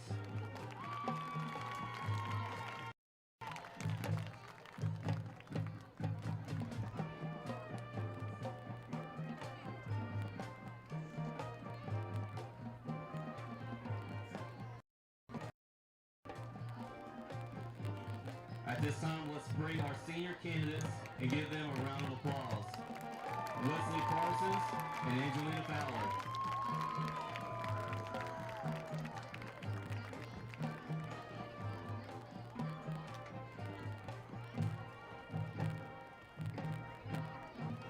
Carson Varney and Riley Sotomayor.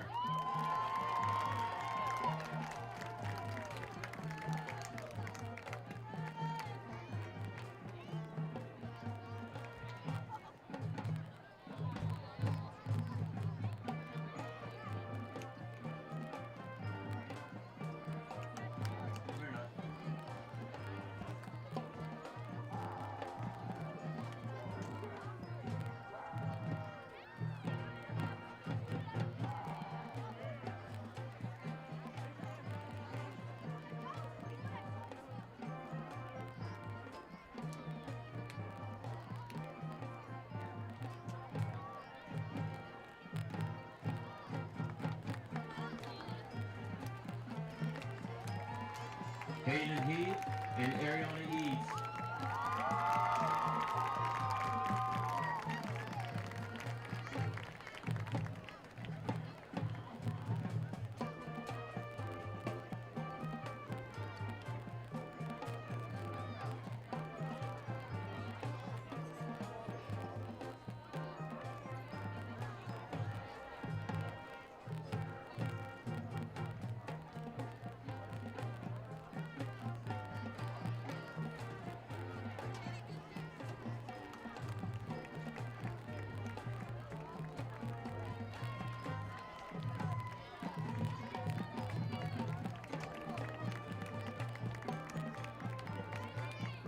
Marshall Creel and Taylor Randolph.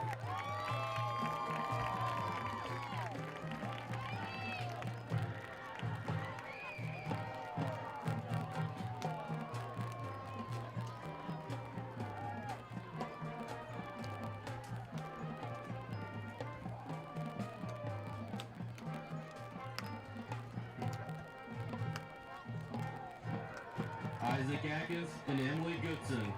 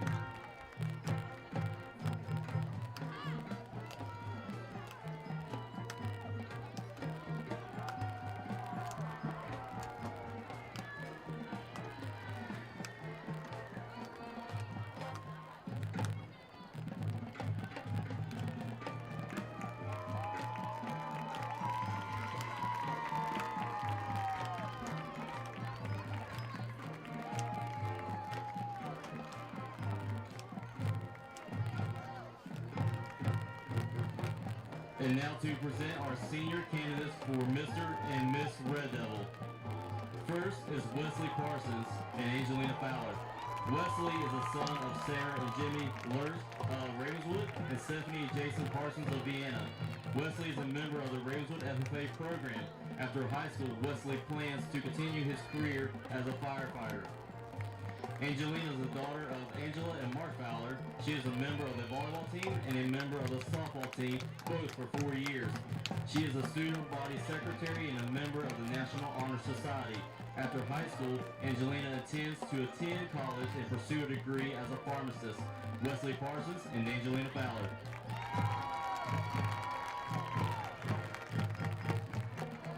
Carson Barney and Riley Sotomayor. Carson is the son of Tara and Joel Seabolt and Josh Barney. He is a captain for the boys basketball team. After high school, Carson plans to be a basketball coach. Riley is the daughter of Paul and Carrie Sotomayor. She is the captain of the cross-country team and a member of the track team. After high school, Riley plans to attend West Liberty and run cross-country and track and pursue a degree in sports science. Carson Barney and Riley Sotomayor.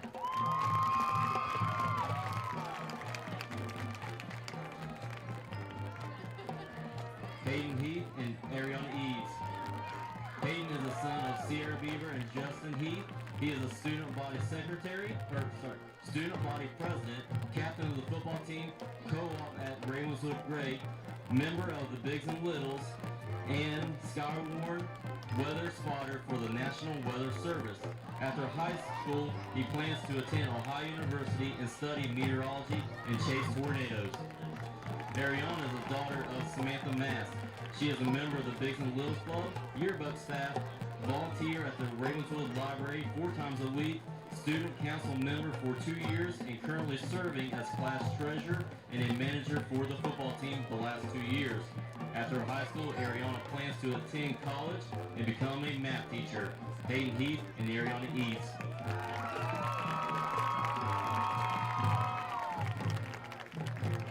Marshall Creel and Taylor Randolph. Marshall is the son of Eric.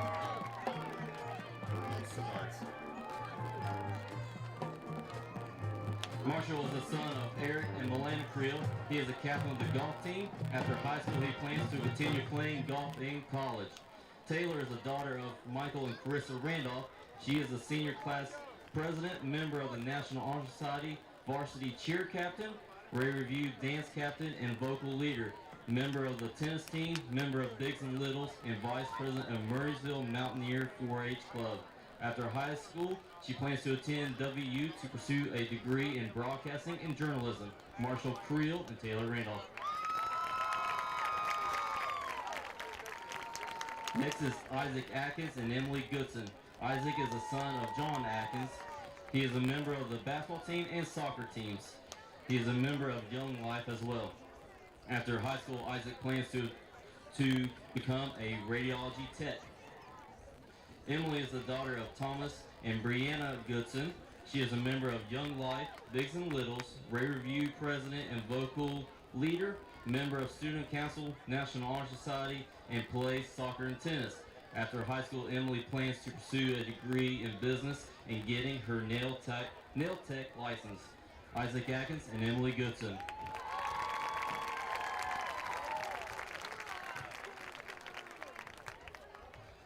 We'd also like to welcome back our Miss Red Devil from 2024, Macy Casto.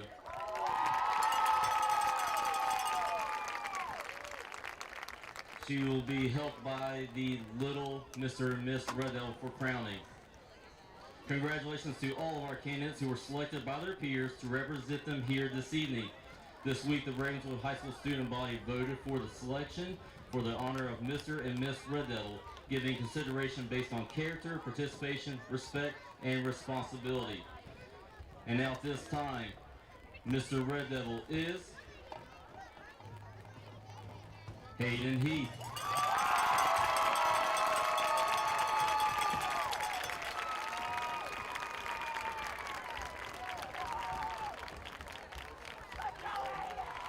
And for Miss Red Devil, Ariana Eads. Congratulations to all of our candidates and to our now Mr. and Miss Red Devil, Hayden Heath and Ariana East.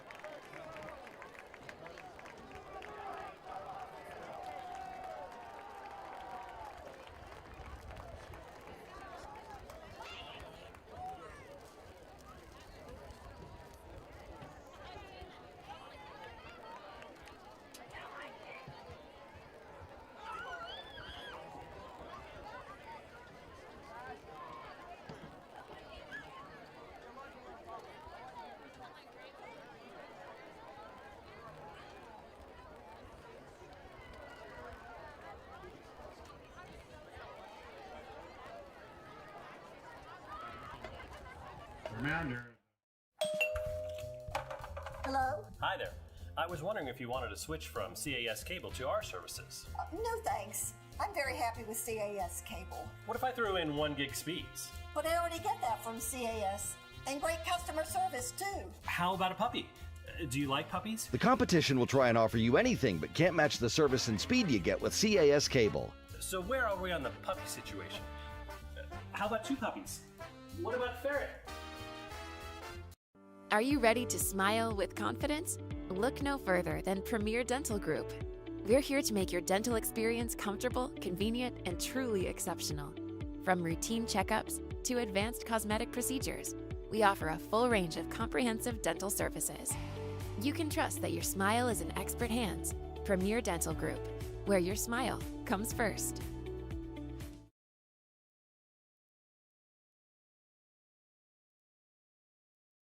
Are you going through a difficult divorce or separation and struggling to come to an agreement on custody arrangements for your children? Raber Law Offices is here to help. Justin Raber is an experienced and compassionate attorney who understands the sensitive nature of custody battles and will work tirelessly to protect your rights as a parent and ensure the best interests of your children are met. Don't let custody issues cause more stress and anxiety. Contact us today to schedule a consultation. Call 304-893-9145.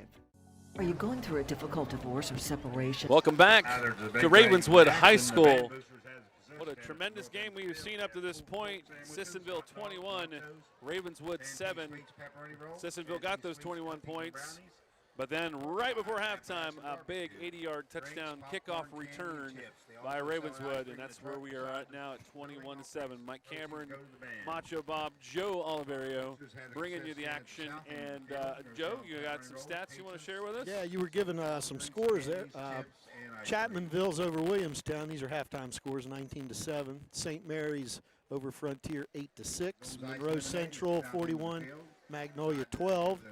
Wahama 35, the Wirt team 0. Tyler and Cameron are tied. Nitro's over Ripley 42-0. I bet that'd make the Ravenswood crowd pretty happy. And then up in Wood County, Parkersburg South is leading John Marshall 27-0. and Parkersburg High School and Riverside are knotted at 0. Really? You talked about halftime. They honored homecoming king and queen. Yes. And a name that we've been mentioning on the Red Devils, number 51, Hayden Heath. He's been getting his team fired up. He's always been excited about the first downs, and he was named Mr. Red Devil, or the homecoming king. Royalty.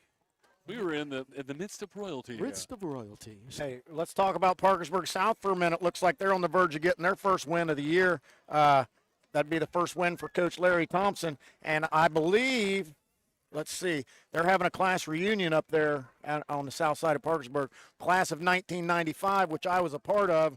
And you can see here, I just did some math. 2025 minus 1995 is, in fact, 30 years. I don't even feel like I'm 30 years old, guys, up here. So I just don't believe it. It's not been that long, but congratulations. Not yet congratulations, but keep it up in the second half, Coach Thompson, and get Parkersburg South their first W of the year. Well, I mean, in Quad A football, I mean, they didn't really need to sweat too much, but it was time to start showing the mojo a little bit. Down 0-4, losing to their crosstown rival in PHS. It was time to get moving and get something going. I had a feeling they were going to get a couple wins. That's going to put them in the class of 16 somewhere, but they needed to get started. Well, and you know they're not a bad football team. They had the upper hand in the Parkersburg game for the majority of the first half. I believe they had to lead at halftime. They're just like a lot of these schools, man, trying to figure it out at quarterback and trying to figure out when you're kind of undermanned, how to stay in these football games and beat some teams that have better skill athletes, more size. Coaching's a big deal in high school football, and it's a real challenge. And there was a game that you mentioned in there that was still 0-0. PHS and Riverside 0-0. So I think they just haven't reported a score yet, or I mean. Did it say in the third quarter, maybe? No, I thought for sure the PHS would run away with that game. And I just got notice here. Looks like South has scored again, and now it is 34-0 South. So looking closer and closer, more and more like Parkersburg South's first victory of the year. And that's always good to see. That first one's a little bit, feels a little bit better than most of them. Well, that's the feeling that Ravenswood wants to have after tonight. But right now, still a little bit of a struggle throughout the game. Were you going to say something else there, Jim? Well, no, Mike, who knows what's going on with that PHS Riverside game, because they're showing first quarter. Everything else is third quarter or halftime. So maybe they were delayed down there starting, or maybe they're having some technical difficulties reporting the score on Metro News. Sissonville did a great job in this game, just marching down the field. They were really doing great with that run game, just punching it right up the middle. Their first score, though, was set up by all that, and then it turned out to be about a 22-yard hitch pass right to the middle of the field. They did the rest and got that first touchdown. The second touchdown was after a blocked field goal for Ravenswood. They were able to bring it all the way back to the other field. They were able to punch it in after about 3 plays, 14-0. And then after Ravenswood once again had a very nice drive, nothing on that one, and they were able to get some big plays, 21-0.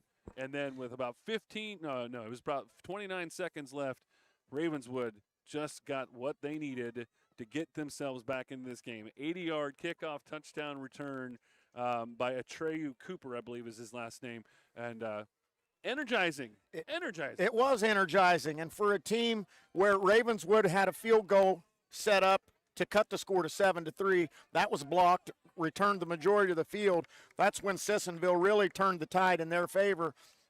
Ravenswood has never given up. They've moved the ball down the field effectively, but they seem to fizzle out inside the red zone.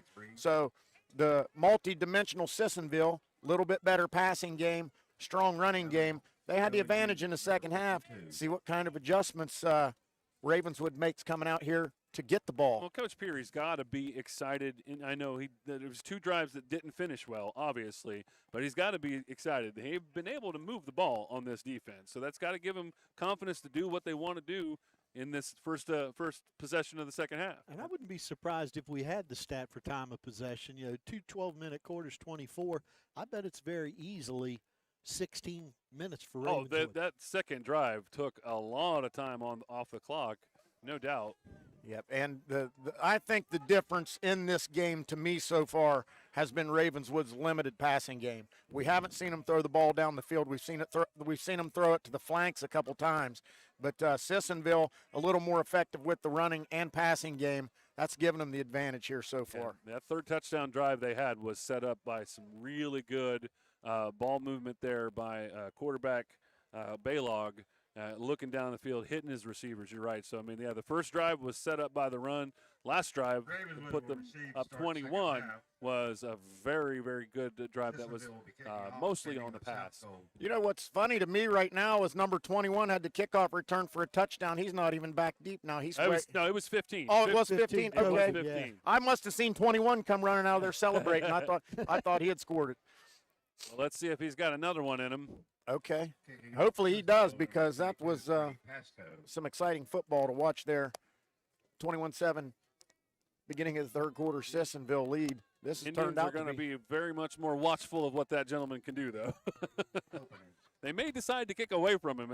I would not be surprised at that. And we are underway in the second half. Ball is up in the air. They will decide to squib it. Boy, and they got a chance to get it. Lineman's dream right there, picking it up on the bounce. Number 52 for Ravenswood. We're going to have a late hit, probably. Yep. And he scooped it clean, made a good little return there. And you're right, Joe, a little bit of extracurriculars over there after the whistle. Chase Sook with the pickup, scoop, a couple of yards in the return, and then they'll get a couple extra on the extracurricular activities. Pretty smart thinking for Chase not to let that ball just keep bouncing around out there, thinking it might go out of bounds. Yeah, he pursued that aggressively, and it bounced right up to him. He got a good fortunate hop and we saw that in the pros a couple weeks ago. Somebody not touching the ball, going all the way to the corner. I think it was the Steelers-Seahawks game. Seahawks kicked it down the field. Nobody touched it. It settled in the end zone. Seattle just picked it up, got a cheap touchdown. It is a free ball for anybody to pick up at that point. So, yeah, I mean, he had to converge on that one to pick it up and made a nice, clean catch.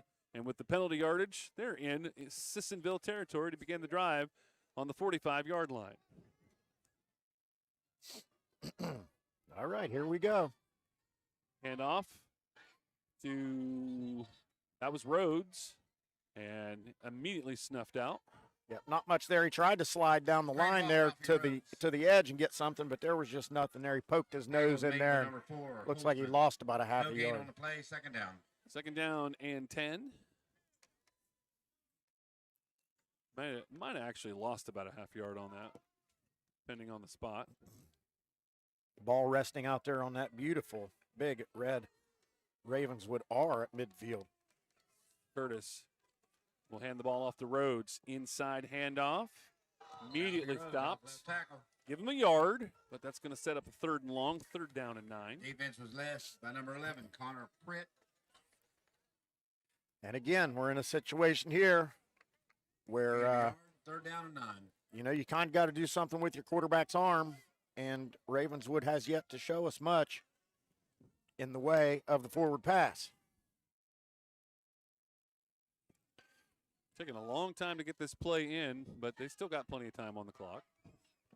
Curtis gets the play. That old Cleveland Browns style huddle there. Two receivers to the left, one to the right, one in the backfield. Wanted to pitch, they'll fake it. Curtis really had nowhere to go with that. Curtis on the option. Boy, he did punch it up in there and get him about 5 yards, and I think it makes it a manageable fourth down here. I think we're going to see him go for it. Nick Slate. No extra players on the field. Curtis still looking towards the coaching staff for the play. Fourth down and 5. They got to get to just about nose of the football. Doesn't have to quite touch the 35-yard line. All right. Every fourth down's big, but this one's extra big if Ravenswood intends to stay in the football game. High snap, roll out to the right. Look down the field, and a nice pitch and catch Matthew Phelps will get the catch inside the 30-yard line, and that will move the chains. And you know what? A good play there by the quarterback because he had a man behind the defense. He could have taken a chance for the long ball. He didn't. He was more conservative. He got the first down. And, boy, if Ravenswood can throw the football like that a little more often, it's going to open up this running game. And it was nice to see a right-handed quarterback running to his right, to his strong side to make that throw. Yep, good-looking ball there by Owen Curtis. Curtis with 2 receivers to the short side. And he's also a junior, so he'll be back for another year. Rhodes with the handoff. Patience, trying to find just the smallest of crack in there, but he could not. He'll be brought down after. They'll give him a yard gain on the play. A little too much patience. Yep, they were, as he was waiting for something to happen, it all closed down. When the feet stop churning, usually things are happening. You're gonna get tackled. 28-yard lines where they mark it. 2nd down and 9. We're 9-10 left in this third quarter. 21-7 is your score. And again, there's been several times that Ravenswood's gotten the ball down here inside the 30, and this seems to be where they start backpedaling a little bit. Yeah, point that you made earlier, Macho Bob, bringing the safeties in like this, that will bring a good possibility up the field. Now let's see if that happens. Looking down the field, Curtis with the throw. A diving catch opportunity. That was Simmons. He had hands on it, just couldn't complete the catch. Yep, he should have posted a little bit more, a little bit sharper cut there across the field. I kind of figured it was going to be a pass play because I saw him out here in the slot and he nearly false started. He had a really good forward lean there, so I think he had an idea that the ball was coming his way. That was a good delivery, too, by Curtis. He put it where he needed to put it. Yeah, this guy can throw the football. I think they should be tossing it a little more often. 3rd down, 9. A little bit more of a tighter formation. Curtis rolls to the right. Nowhere to go with it. Good block by Rhodes. That's going to be a dangerous pass. Pass intended for number 8, Simmons. Boy, and he had Caleb Hop wide open at the 9-yard line. That would have been all the way across the field. Yeah, that would have been a Russell Wilson, Patrick Mahomes type across the body throw. But it's nice to see him getting the quarterback out here on the perimeter with the option to run it or throw it. That was a questionable decision there, but no risk, no reward. And it'll keep the secondary for Sissonville kind of honest to make sure they stay back and not keep blitzing in to stop Rhodes. Another 4th down. A little bit of confusion on the formation here. 12 seconds. Not time to snap it. Curtis drops back, looks left, now looks to the middle. Now he's got nowhere to go with it. He'll put it in the air. Tried to lead his receiver. Number 11 was the intended receiver, Burgess, but that was not executed very well. Well, it was That'll great. be a turnover on downs. Greatly covered over here, Mike. We had 5 Sissonville players playing in the outfield to the 2 receivers that Ravenswood put in there. So there was no chance to get a long throw. Again, boy, that 30 to the 25 to the 30-yard line has been Ravenswood's kryptonite. Yes, it's been tough to finish drives tonight. They get inside that 30 and they just start misfiring. So the Indians will take over at their own 27-yard line. Baylog looks to the right, hands the ball off. Nice open field. Nobody touched him to the 3rd level and finally brought down in Red Devil territory. Matthew Phelps with the tackle. Tackle by 20. Wiseman with the run. That's enough for Let's take a look at that replay because he was untouched to the 3rd level. 45-yard line. Nicely done by the offensive line. Now you can drive a Camaro through there. Untouched until he got to the secondary. Well blocked by the Sissonville offensive line. Baylog now will be in the shotgun with 2 receivers to the left, 1 to the right. And again, a handoff. That's Wiseman. And this one not, well, he's going to get some pretty decent yardage on the second movement there. Yep, and here we go with the effective tackle by Jacob Burgess. Inside running attack for Sissonville. It's going to open up something here on the perimeter. We're going to see a little play action pass over the top on the arm of number 7 here shortly. 2nd down and 4, 39-yard line. 2 receivers to the right. Baylog looks over the defense. Another handoff to Wiseman, and they're just going to try and churn that clock early on in the third quarter. We do have a flag on the play. Might be on a hold, I would think, from the flag placement. Riker Wiseman, 33, doing a good job in there as he spells Malachi Holtzman. Good 1-2 punch for Sissonville tonight. Shot block. Blocking below the. So I saw Ravenswood coach down here a little bit ago in the first half. He was telling somebody over there, they're chopping us. So maybe he's got the official over there looking for that now. Yeah, got it in his ear that there was going to be a one of those chop blocks. And boy, I tell you, Mike, Joe, what a beautiful evening this has turned out to be. I watched the weather all week, and I was thinking, man, if we got to be up there in the rain. Oh, that would not have been fun. Boy, it has turned out to be exquisite. 15-yard penalty? I am very close to breaking out the hoodie. Replay second down.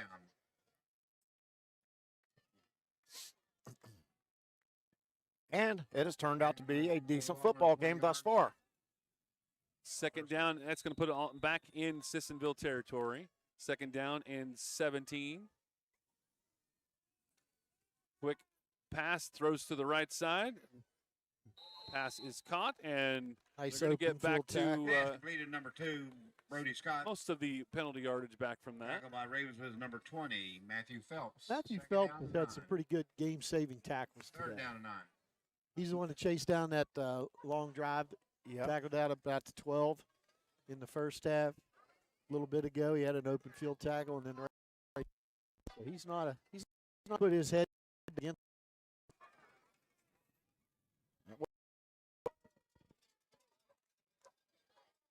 Snap, crackle, pop. Was it? All right, there we go. Drop back. That is Baylog. Throws it to the right side. That's going to set up a fourth down. All right, well, that was 2 hitches in a row, so we're going to see a hitch and go at some point tonight over there on the wide side of the field. Tackle was number 3, Curtis. So fourth down and about 4. What a monumental stop this would be for Ravenswood if they can pull this off. Boy, you know, they drove down here. They turned it over on downs again. They've been inside Sissonville territory several times. Nothing to show for it. Let's see if this defense can bow their back right here and get the ball back for the offense. Baylog will take the shotgun snap with the receiver in motion. They might be drawing them off. Good patience and discipline by the Red Devils. Knew exactly that was seconds. Throws to the right side. Connection is made. Caught on the sideline. That's going to be enough to move the chains and some extra in there as well. And I think that the defensive back over there, he was anticipating the double move. And as soon as he made the cut on the curl pattern there, defensive back pushed off about 3 yards and just enough room to make a nice completion. Maybe a little bit too much lapse on the coverage there by Ravenswood, too. Maybe a little too much cushion. Well, he had tight coverage and right into the break, and when the receiver made a good sharp break and the defensive back continued downfield about 2 or 3 yards and got himself out of position. Well thrown ball, though. That's how you throw a hitch or a curl pattern. Up the middle to Holtzman. Heineman through the center of the line. And he will get a good gain on first down. Tackled by Ravenswood, 52. And number 33 had been in there filling in for Holtzman, and Holtzman looks fresh now. Those legs looked he was churning those legs that run. It's amazing what a little bit of rest will do. Yep, especially when these guys are out here playing Ironman football. He's making tackles and running down on kicks and punts and all kinds. Well, we haven't seen any punts tonight, have we? Second down and 2, 5:11 left in this third quarter. 21-7, Sissonville with the lead and driving. Baylog, high snap. And he will be immediately. Oh! Ralphie Rhodes with the strip, and now he's going to scoop it up. He's on the horse. Taking it to the Tuck the ball away, young man. And brought down. Ralphie Rhodes stood up the ball carrier, stripped it out, then was able to pick it up and run it back with good yardage going the other way.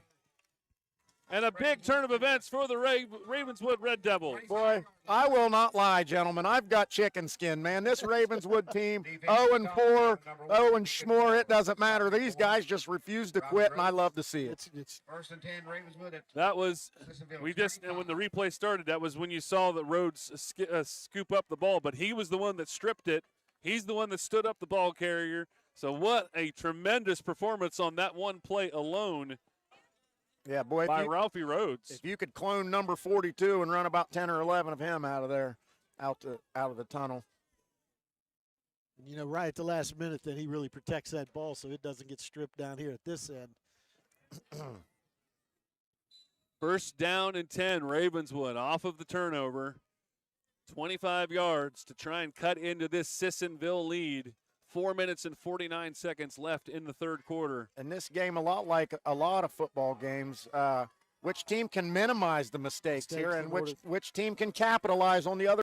Good yardage on that first play. Second down and 4 inside the good yardage on that first play. Second down and 4 inside the 20-yard line.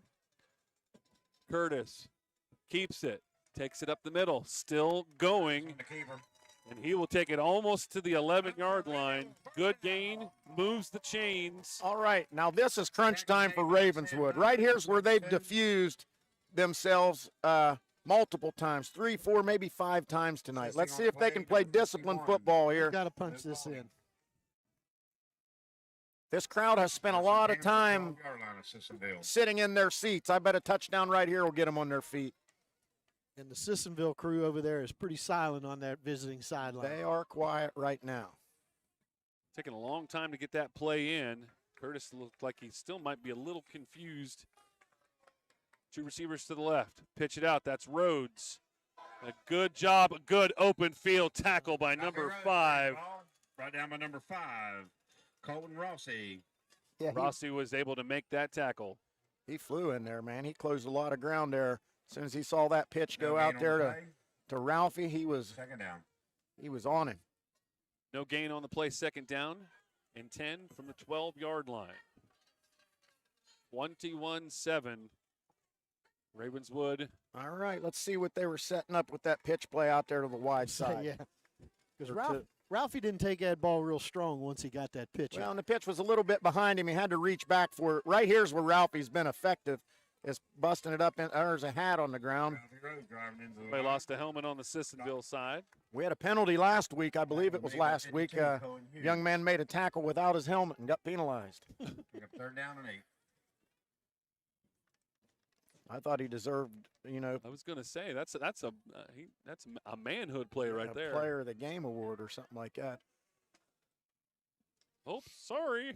I guess I can't touch you because I don't have my helmet. See a young man walking down here in front of us. That's Jordan Varney. He's a Ravenswood guy. He's an up-and-coming young MMA fighter. Got some superb fighting line skills. of Varneys that come here from. Yeah, Varney's a very popular name in the Ravenswood area. 3rd and 8 from the 12-yard line. From the 10-yard line, excuse me. Up the middle. Did he get it on the second effort? He's to the goal line. Simmons, who did a great job of trying to extend the play, but still not enough. Oh, they get enough for the first down. Oh, yeah, 1st and goal. Yeah, but he definitely got the first down. Now you got 4 chances to punch it in here. This will get these Ravenswood fans on their feet. Coach Peary is excited over here on the sideline. As he should be. He sees the. Well, he's seeing a supreme effort, not only out of his skill players, his quarterback and running backs, but, boy, big credit to this offensive line for continuing to just keep playing regardless what the score is. High formation up the middle, Curtis. He is in. Touchdown, Ravenswood. Wow. Now I see some Ravenswood fans getting on their feet. They're just not used to this offensive output here. It was not the tush push, but it was enough to get in for the 6 points. It was something similar. Here's the replay. Nope, we just missed the replay. Attempted by number 10, Caleb Hupp. All right, big extra point right here. Gets you to a 7. You're down 8 here. You're in the ball game. Jacob Simmons over here, number 8, getting some high fives and pats. Added a nice spark to that. What a blessing to come in here with two teams that are struggling, and they both bring maximum effort, and that's blocked again. Blocked. It was not a great snap. It was not a great hold, and that's what you get when it comes to that. But still, 6 points on the board, cutting into the lead. Sissonville 21, Ravenswood 13. Let's take a quick break. We'll be back with more. You're watching high school football on CAS 45, presented by One Community Federal Credit Union. Debt getting you down? Zero out your high-interest debt with a home equity line of credit at One Community Federal Credit Union. Our lines start at 6.00 APR and have 0 points, 0 fees, 0 prepayment penalties, 0 cost for appraisals, 0 title fees. Terms and conditions apply. Details at onecommunityfcu.org and 888-771-1834. One Community Federal Credit Union in Parkersburg and Vienna. Your destination for financial freedom. At CAS Cable, we get it. Saving money is a big deal these days. Other companies will lure you in with the promise of cheap prices, but the fine print will always say it doesn't last long. And when the service goes down, it's not always easy to talk to somebody on the phone or get someone to come out and fix it. CAS Cable doesn't work that way, and we never will. Upfront pricing, local customer service, and fast and friendly technicians. Call today or go online and get the quality and service you deserve. Back in Ravenswood, you can cut the tension with a knife. We've got a football game. Little squib kick, and it will bounce. It's still on the man right now. Finally picked up. A little pinball action there and making things a little interesting. But Sissonville will recover and take back over, but now only with an 8-point lead. Yeah, boy, he thumped that football across the ground there. Skipped on there. There's got to be a little bit of moisture down there on that artificial turf. It skipped off number 9, bounced off 2 more Sissonville Indians before they finally corralled that thing. Looked like a greased pig out there for a few minutes. Seconds, anyway.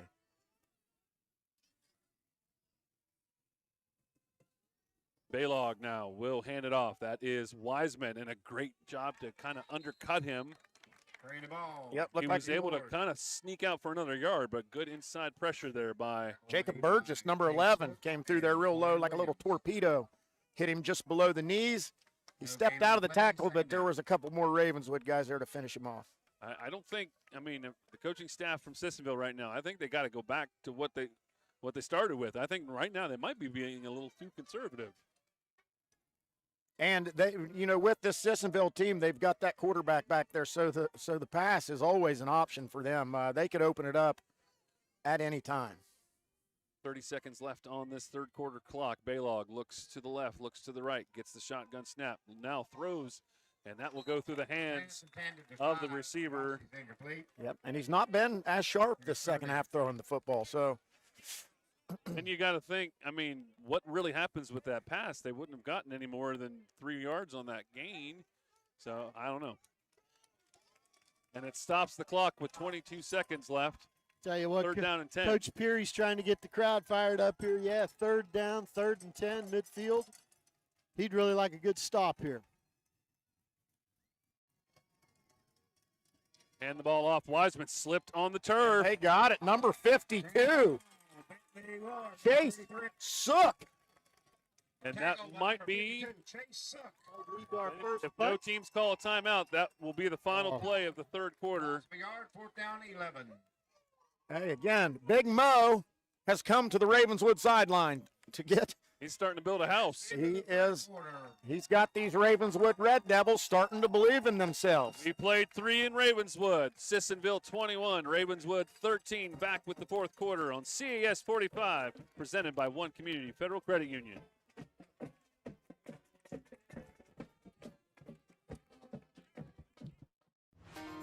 Hi, I'm Jessica Smith, owner of Smith & Company Vintage Market, inviting you to visit our 2 locations, 1301 Colgate Drive, Marietta, and Southgate Plaza, South Parkersburg, with over 300 vendors bringing in new merchandise daily, carrying a wide variety of antiques, collectibles, primitives, furniture, gift ideas, and so much more. We offer layaway and gift certificates too. Follow both stores on Facebook for daily updates. Smith & Company Vintage Market, a charming blend of old and new. Everyone wants to age well and enjoy years of healthy living. Natural Factors Regenerlife is a full line of healthy aging supplements formulated for whole body rejuvenation and longevity. Repair the DNA and telomere damage that speed the aging process. NMN Surge is clinically proven to support mitochondrial function, cellular health, and energy levels. Support healthy aging with Natural Factors Regenerlife products, exclusively at Mother Earth Foods.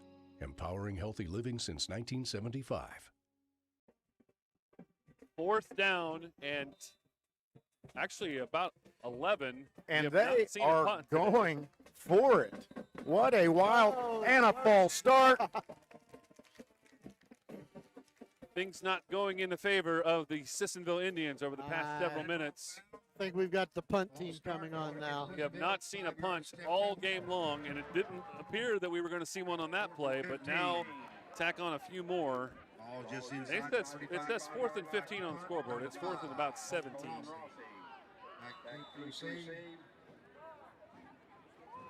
Number 8, Simmons. Jacob Simmons back here. See if we can get number 8 another. Oh, that snap looked like it was headed to the end zone. Nice catch back there by the punter. Number 5. That's why they keep him at wideout. Well, and that was a very fortunate whistle stop, too, because that could have been horrible for Sissonville. Yep, now they just run 5 off. They're like, get out of here. You're not punting it. This other guy is. So 5 strolls off the field. Can't see who's back there now. Hope he's got good hands because that snap came. There we go. That was a better snap, but not a great kick. Get away. That was. Man, that didn't even make it to the first down. That was a shankopotamus right there. Now we see why nobody's punted. We've not had any punts. So. Not knocking the kicker, not knocking the punter. He got back there and he made an effort. I'll knock him. I'll knock him. That was a bad time too. Hey, these high school guys can make NIL money now, so they might be getting paid. We don't know. I'll tell you what, somebody that Sissonville better pay that quarterback or he's going to transfer for his senior year because he's a good ball player. Ravenswood will take over on the Sissonville 42-yard line. Momentum fully on their side. Inside handoff to Rhodes. What a tremendous job by Sissonville to converge 5 white shirts on that tackle. Yep, that wasn't pretty for the Ravenswood offensive line. Somebody got some good low penetration there on the interior of the Sissonville line and jammed everything up about 2 yards deep in the backfield. They'll say no gain on the play. 2nd down and 10.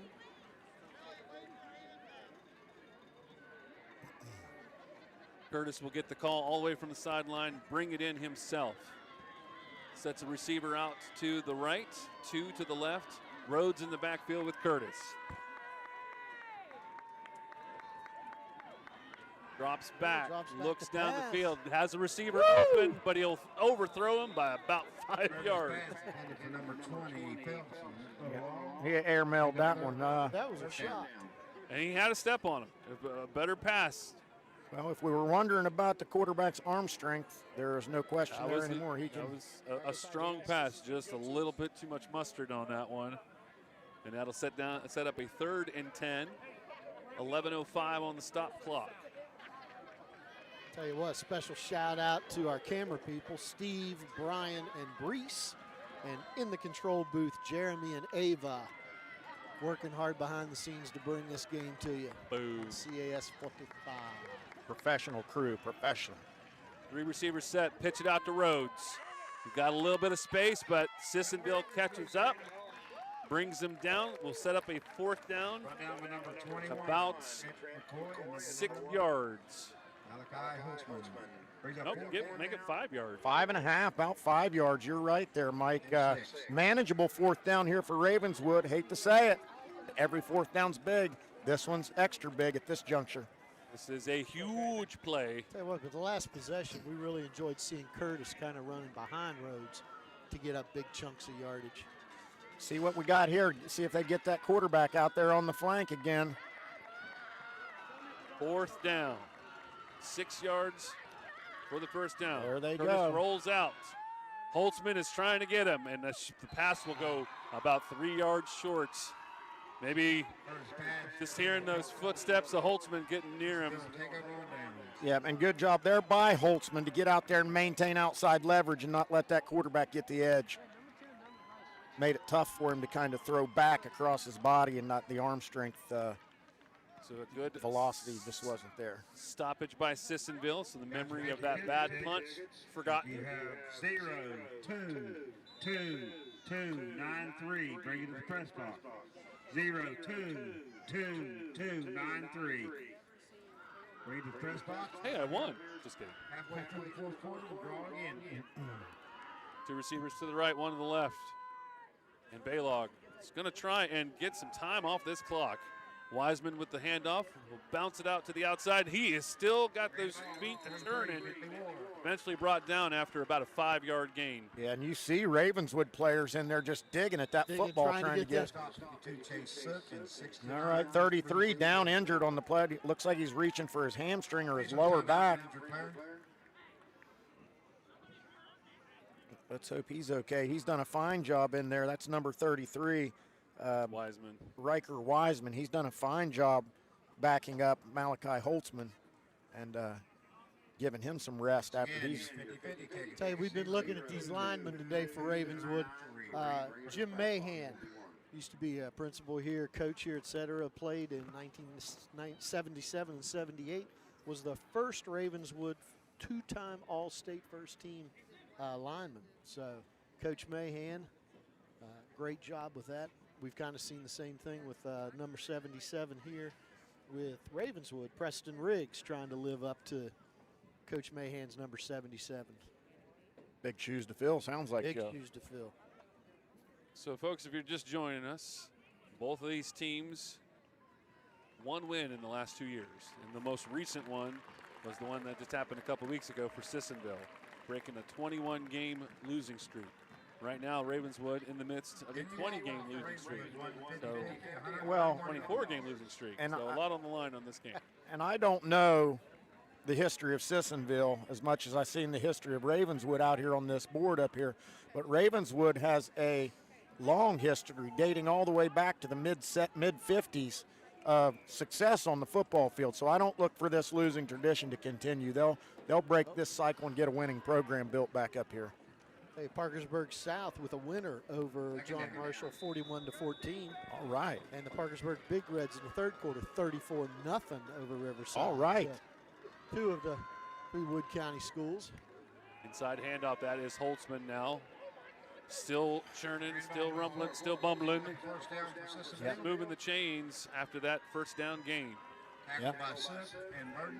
Got the pile moving, fell forward for the first down. The ball is nestled right on the 50-yard line, just above the big red R. Coach Mikey Hughes would be very, very happy to not only get some points on this one, but maybe still take about another 6 minutes off the clock. I think he would be happy really with that alone, but points would be nice at this point. The momentum has really, really swung towards Ravenswood. Inside run there for Holtzman. Good run on first down. Give him 8. And this looks like the Sissonville of the first quarter. Just running it up in there between the center and the two guards. Send a couple receivers out to the right. They're calling the play quickly. They're running up to the line quickly. You think in this point, might want to take a couple seconds off that clock. Hard count there by number 7. Almost got a Raven. Yeah, he did get him to move. He just was able to get back set. Baylog, second down and 3. They are taking a little bit extra time. Holtzman took on the contact, was able to still get a yard, but a good job by Ravenswood to kind of jump in there and disrupt. And Burgess on the stop, brings up a third down, about 2. Boy, they're quick to change that yard marker on the chain over there. On the 42-yard line. Third down and 2. 8:20 on a moving clock. Yep, these third downs here get bigger and bigger as the clock continues to trickle away. My bad. You're good, man. Tempo slowed. Sissonville slows the tempo a little bit here. Baylog will look over the defense on a 3rd and 2. Holtzman behind him. Gets the handoff. No problem. They'll get hog-tied down, but enough to get that chain moving and keep that clock a-rolling. Owen Curtis kind of squirted through there, and he got some contact in the backfield, but Mr. Holtzman just limp-legged him and stepped through that one and gets the first down for the Indians inside 8 minutes. Don't count out this Ravenswood defense. They have caused a couple of turnovers that have changed the complexion of this game. It'll be very, very much on the minds of Sissonville. Ball control, but keep a very, very firm grasp on that football. Throw it to the seam and a bad pass. Pass intended for 2. Scott calls. Boy, for as good as he was throwing the football in the first half, the second half he has not looked his best. Yeah, that was not a great pass, and that will stop the clock. And you did see that ball skip on that wet turf, so you got to wonder if there's a little bit of moisture on the football coming into play. It was easily in the high 70s when we got here, but it's easily not there now. My goodness, it is chilly up here. Baylog with the snap. Holtzman up the middle, rumbling and bumbling again to the 30-yard line. Yeah, boy, and he had that thing tucked in there like it was the last loaf of bread on earth. 64 degrees up here, Mike, and dropping. I was going to say, I think feels it might like have a changed since you 54. checked it. Yeah. Tank top weather, man. Oh, yeah. That's why they call you Macho Bob. That's right. I asked Ronnie to get me some tank tops made. I'm still waiting on them. 3rd down, 2. And really, Sissonville would be happy to get that, too, just to keep possession and keep rolling. Wiseman gets more than that. Keeps a hold of the football and takes it all the way to the 20-yard line. I think Ronnie knows she doesn't want to see Joe and Mike in tank tops. Well, if when you guys wear them, they're called muscle shirts. That's right. It's the gun show. There you go. When I'm wearing them. Yeah. That Ravenswood policeman would have 2 more of you cuffed up out there. He was busy at halftime out there, had some unruly patrons, I'll call them, out there.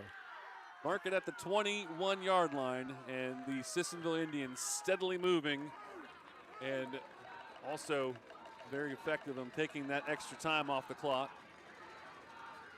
All right.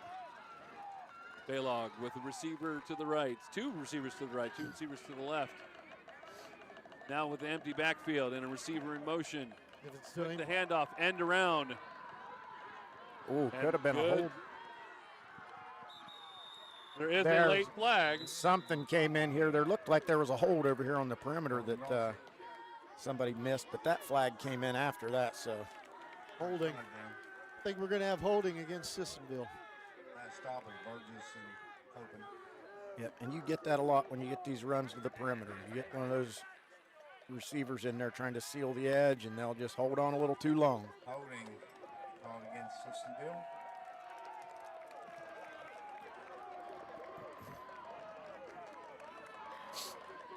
So we'll see aftermath will be. Replay 1st down, a 1st and 9. 1st and 10. All right. No, really, not hurt too bad with the penalty yardage. It's still 1st down and 10, 21-yard line. So pretty much just kind of this replay 1st down. Yeah, basically just a replay. Baylog looks over the defense, hands it to Holtzman. Holtzman, but somebody holding on to his jersey, but he's still moving the feet. Boy, they still cannot not bringing him down. He's still not on the ground, guys. Herculean effort by Malachi Holtzman. And the ref's in the middle of that scrum. You think he just would have cracked a whistle, like, okay. I think they were just seeing how far this thing was going to go. They don't want to stop it. They want to let it go. 6-yard gain on the play. He worked a whole lot harder than that, though. Play took like a minute. Maybe they got a pizza order over at Gino's. They got to get picked up. Jeez Louise. Hungry. Doggone it. 2 receivers to the right, 2 receivers to the left. 2nd down and 4. 5 minutes left on this clock. Four's gas tank's running a little low. Look for something in the air here. Baylog. Extra long look. Nope, right back to him. I said the tank was running low. Ravenswood took advantage of him there. You can tell when he's running out of gas, he doesn't get in his stance in the backfield back there. He's just standing straight up. Lyman had to help him up. His teammate, yeah, Sam Dyer. But again, he's a big lad back there, number 4, and he's playing both ways. He's been a standout on defense as well. So a heavy workload tonight for Malachi. Got to get inside the 12-yard line to move the chains. He's got his head down like, did you really just call my number again? Yeah, he's like, man, where's 33? Run that guy in here. Look at him. He's still not in the stance. He's tired. Those legs are tired. He's been doing a lot of running out there tonight. Made him go to the other side. Baylog gets the snap. Fakes the handoff. Looks down the field. Got to get something. He runs, and he'll be brought down from behind. He'll be brought down at the 15-yard line. That will not be enough. And who got him? Ralphie Rhodes. Ralphie Rhodes. From the backside. Good hustle there by number 42. Coach Peary will take the timeout to stop the clock with 4:12 remaining. Man, one of you guys run down there and get me some of that popcorn real quick? The band boosters announce half price at the concession stand. Well, I'll tell you what, now. as soon as it back, boys. As soon as it hits triple zeros, boys, I am out of here. No post-game coverage because Macho Bob's got the munchies. I'd like to thank you all for listening, and I will see you tomorrow. Yep, I'm going to go get me some popcorn. What's better than popcorn? Half price popcorn. Hey, man, we've got ourselves a football game Total here still. 4 minutes, 12 seconds left. 4th and 6, Sissonville. Ball's at the 11-yard line, 11.5-yard line. I'm sorry, 16.5-yard line. My eyesight's not what it once was. We still are working on that eye doctor sponsor for you. Yep, but again, I figured out the problem. It's not my eyesight. It's this nerve medication they got me on, doggone it. So that's why I call the players by their numbers. I can't read their names over here. Three timeouts left for Sissonville, 2 for Ravenswood, but timeouts are not priority right now. This 4th down and 6, this could be the ball game. Baylog.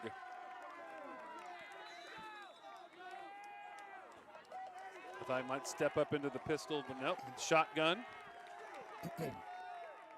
4th down and 6, puts the receiver in motion. Looks down the field. Receiver's wide open in the flat, but he's going to keep it himself, and he's going to get the first down. Huge play for the junior quarterback. He did have number 1 wide open over there on the little out pattern on the out cut, but he decided to tuck it and run it. Good decision. 1st down, Sissonville. Ravenswood had good coverage on the other receivers downfield, so his choices were limited. He just didn't see it to the side, so yep. You got to think now, Ravenswood, you got to be putting your hands in there trying to punch and rip this ball out and get it on the turf. We got to force a fumble here. And they've done it before, so they know they can do it. But it's 1st down and goal from the 6-yard line. Time is a ticking. 3:38 now. Time keeps on ticking, ticking, ticking. We should start. Brought to you by the Steve Miller Band. There you go. Full receiver set. Up, coach wants a timeout for Sissonville. He's like, how can you not see me over here? I want a timeout. It's our first charge. Yeah, he was clear out to the hash, wasn't he? And he's still giving that side judge the business too. 3:25 with the stopped clock now. 21-13. So this game started with a nice drive down the field by Sissonville to get that first score. They took advantage of a blocked field goal, taking it all the way down to the other side of the field, short yardage. Sissonville got another score off of that one, and then a third score with about halfway through the second quarter, about a 22-yard touchdown pass. And Sissonville was cooking with gas, 21-0. But then they kicked it off, and Atreo Cooper ran it back 80 yards for Ravenswood to get that score, and maybe just that little bit of shift of momentum right before the half, 21-7. Ravenswood was able to tack on another score, did not get the extra point, and that's going to turn to be a little bit huge at this point. But a very key 4th down play, 4th down stop by Sissonville. Now they've turned it over. They've got it in the red zone, ready to knock it in here and maybe put it out of reach on this drive. A little bit huge. A little bit huge. Good call on that one, Mike. A little bit huge. Baylog hands it over to Holtzman, and that will go all the way Number 4. down to the 1-yard line. Hey, Mike, you were talking about that score Ravenswood did in the third period. That came at the 1:14 mark. So as proficient as these offenses have been going up and down the field, the whole third quarter pretty much was one score at the 1 minute mark. So. All right, the ball rests in there inside the 1 yard line. And they're going to take plenty of time on this play call. Really, they really don't really have to do much at this point. Just got to keep this clock moving. Coach 1 yard line, though. Coach Peary's still trying to get his team to realize, watch the chop block, watch the chop block. Yeah, they still got the sticks lined over there, so it looks like he can get a first down at like the 1.5 inch line. My eyes are really good. I can see that from here. Baylog hands the ball. Give the big boy the touchdown. He's been working hard all game long, and Malachi Holtzman might have just put this one out of reach with the 1 yard touchdown run. Let's take a look. I want to see it again. Nice inside handoff, but those pink shoes have been churning all day long, but that's the first time he's had a score tonight. Yep, you see him. He busted across that white line and ended up in the painted section of the field. So, pay dirt, 6 points, Sissonville. Extra point is good. Point after is good. 28-13, and this has been a fun game, and we have seen a very spirited performance by one Ravenswood Red Devil team, but clock is not their best friend at the moment. No, but let's see what kind of intestinal fortitude these young men have. See if they're going to try to drive down here and, shoot, punch it in, and let's try an onside kick. They've been close to getting a couple of them already. So one of their scores about took 15 seconds to happen. So, but if I am Coach Mikey Hughes, I don't think we're going to kick anywhere near number 15 on the Ravenswood side. And absolutely, like Mike said, a very spirited effort by the Ravenswood Red Devils here tonight on this beautiful new turf. 1 year old, they had the turf last year. You can clearly see there's some community pride in the program, despite the 0-4 record, the fans still came out, they filled the bleachers. They spent their money at the concession stand and enjoyed a nice, very fun homecoming too. Yeah, and this program will. And this program's only got 21 players. Yeah, they'll turn it around. Like you said, you got players going both ways all night long. And they said they've got their middle school. They don't have a youth program here in Ravenswood anymore, but they did say that the middle school program has picked it up and started to win some football games, and that's where it starts. There's our dynamic duo of camera operators tonight. Yep, they're on it, man. These camera guys and gals do an excellent job. So they'll kick it. You know what? They'll take the penalty yardage on that one to keep it away from number 15, I would think. They'll set it up at the 35-yard line. 2:24 remaining in the game. Ravenswood needs a couple of scores. Earlier, we might have said that quarterback Curtis might not have had the arm to do this thing, but last few throws we've seen, he might get this ball down the field. Boy, he's got a good arm. He throws it down the field well. So let's see if we can get some receivers open and keep his jersey clean. Needs to tuck that one and run. He's going to get some good yardage on that scramble. Took some time, but Ravenswood just couldn't get the receivers too far down the field. And so I think Curtis said, you know what, I think it'd be better if I just run it instead of trying to throw it. Stops the clock at 2:17, second down and 3. Pair of receivers to the right, pair of receivers to the left. Rhodes in the backfield with Curtis. Red Devils need something big, and they need it quick. Roll out to the left. Holtzman clearing, getting pretty close.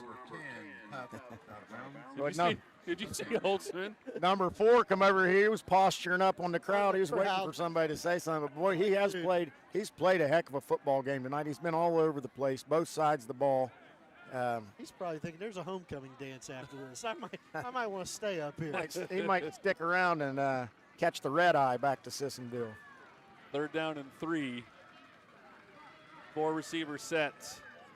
Curtis awaits the shotgun snap. 2:12 remaining. Rhodes gets the handoff, gets the first down, which will stop the clock briefly. Into Sissonville territory. Number 11, slow getting up there again. Boy, Ralphie Rhodes got some forward lean on that, and he was, I was going to say heck bent. He was heck bent on getting. Nice. Throws it to the flat there. Good job by Simmons to make that catch. Does get out of bounds, which will stop the clock with less than 2 minutes, 1:55.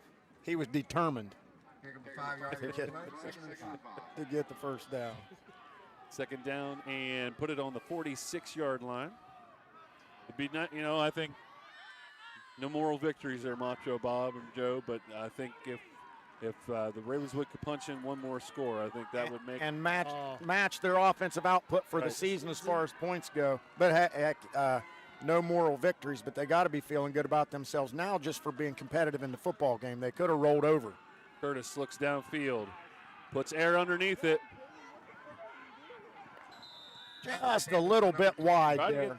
Turned him around. I think the term is back shoulder, and he put it in a good spot. He put it in a good spot. If you had a 6'3" receiver, it's probably a catch. But we're about 5'7" down here, number 10, who's had a fine game in his own right, had 2 interceptions, and he's been a player all over the field. A lot of Ironman football going on this evening.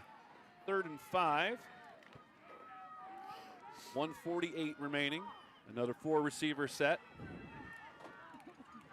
Curtis drops back, now rolls to the right. Throws it to the seam, and a catch is made by Matthew Phelps. Has completed the number Out of bounds, stop the clock, and move the chains. Check and check. Yep, that was our quarterback. That was Owen Curtis's best toss of the night. That ball was well thrown on the run, had a little bit of pressure from number 4 coming up in his face. Delivered a nice ball to the sideline there. Well done, young man. Matthew Phelps catching that double coverage, too, helped out. Got him turned around, spun around. And got out of bounds, stopped the clock. 32-yard line is where it's spotted. 3 receivers to the right. Curtis looks that way. Oh, middle, cross the middle. Now he's going to pull it down and run. He's got nowhere to go. He's going to get nailed by 4 different Sissonville Indians. Yep, I think that pressure up the middle just kind of shielded his vision there a little bit. Joe acted like he's seeing something down the middle there, but and it's amazing what we can see from up here without running for our lights down there. Yep. So don't want to take anything away from the young man down there running. I mean, really, at this point, the only thing I'm worried about is walking down that ladder. My legs are pretty tight up here this evening, too, I tell you. We did see that the field was kind of slippery, so let's be careful Yes, on that aluminum ladder. Trust me, it's been on my mind over the last 15 minutes. Just think of that half-off popcorn and nachos. Yes. I might just rappel over the edge over here. I would totally see you do that, too. I might just do it.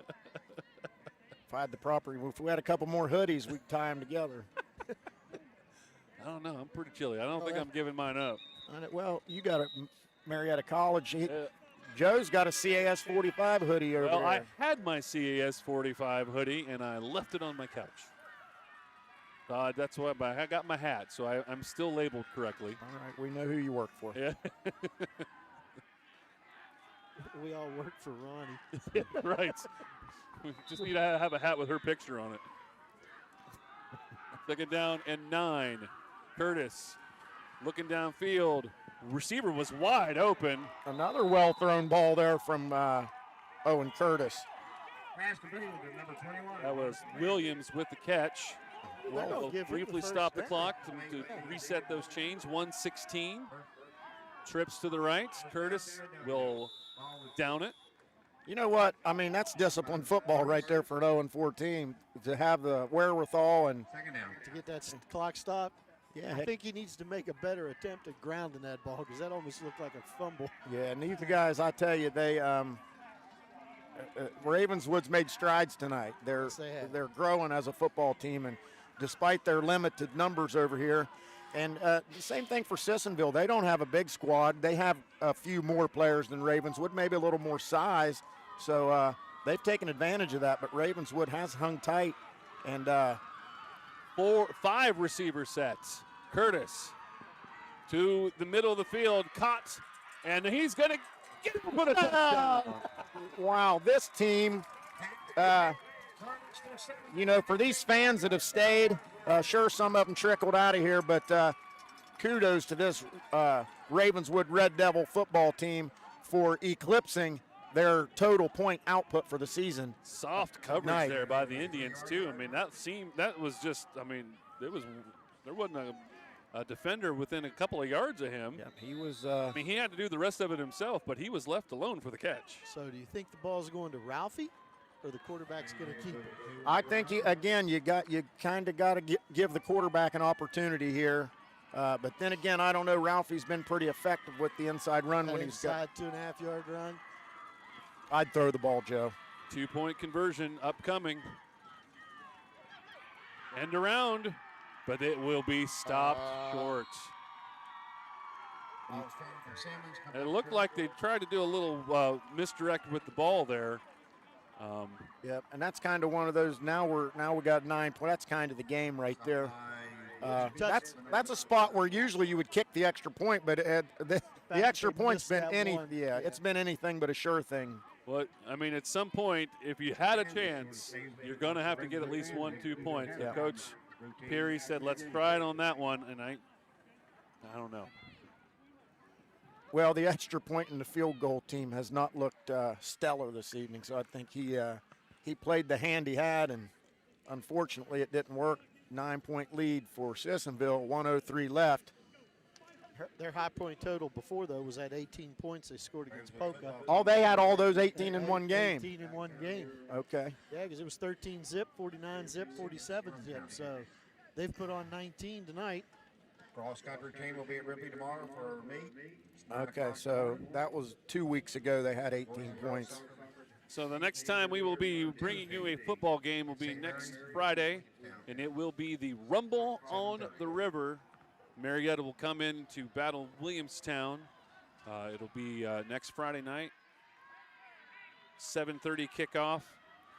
It's been a rough year for Marietta. I don't know what they're doing tonight, but they had gone into action tonight 0-4.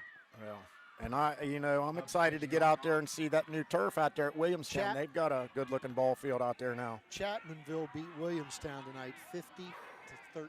Dang. So you know the Yellow Jackets are going to be smart and buzzing next week for that event. It's been a rough year for the Yellow Jackets.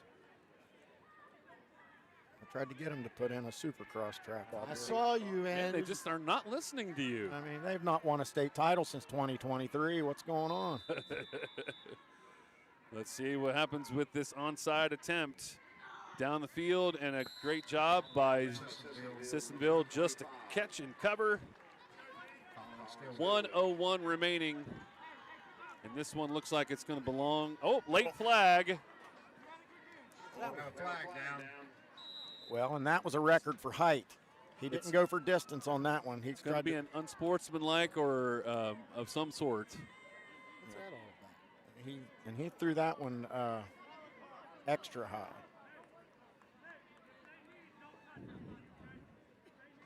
We have a dead ball foul. Unsportsmanlike conduct called against Sissonville. Be 15 yards, be stepped off. And first and 10. No harm, no foul. Probably just a little bit of overly. I think the penalty was on the same guy that was looking on this sideline for a date to the homecoming. All number 4, yeah. You have to figure Holtzman had. Don't want to accuse him of anything. Getting some choice words in. Yeah, he's enjoying the atmosphere here this evening. He's going to enjoy his second win as a high schooler, man. This is a big deal for Sissonville. Like you guys said, there's no moral victories, but there are moral victories, you know. These guys get to play a high school football game on cable TV. Now Sissonville's in the victory formation. Ravenswood could stop it with one timeout. It'll just all depends on if Coach Peary wants to go that route. That looks like he's just going to let her run down, show a sportsmanship. Heck of a game, gentlemen. heck of a game. That was a good football game. You know, coming in here, some people were like, hey, why are you broadcasting a game between 1 and 3 and 0 and 4? Well, because they're in our, you know, what's the word I'm trying to think of? CAS has customers down here. People want to see this stuff. And for these kids to have the opportunity to come out here to play on camera, they can go back and reference this. Like the ladies in the concession stand. Why CAS? Who's all these people with CAS? It's like, well, CAS has a big presence in the Sissonville area, Charleston area as well. So, yeah, just as Macho Bob said, we want to make sure that we showcase these guys. And you know what? You saw two teams that obviously are struggling programs, but you came in here and put together a very nice football game. That's a good football game, man. What a joy to call it with you two. Take the records and just put them out the window. It was a great night for football. Final thoughts before we close this baby out. Half-price popcorn. Half-price nachos. I got 3 words for you. Half-price popcorn. Hey, excellent offensive effort for Ravenswood for scoring, eclipsing their point total for the whole year.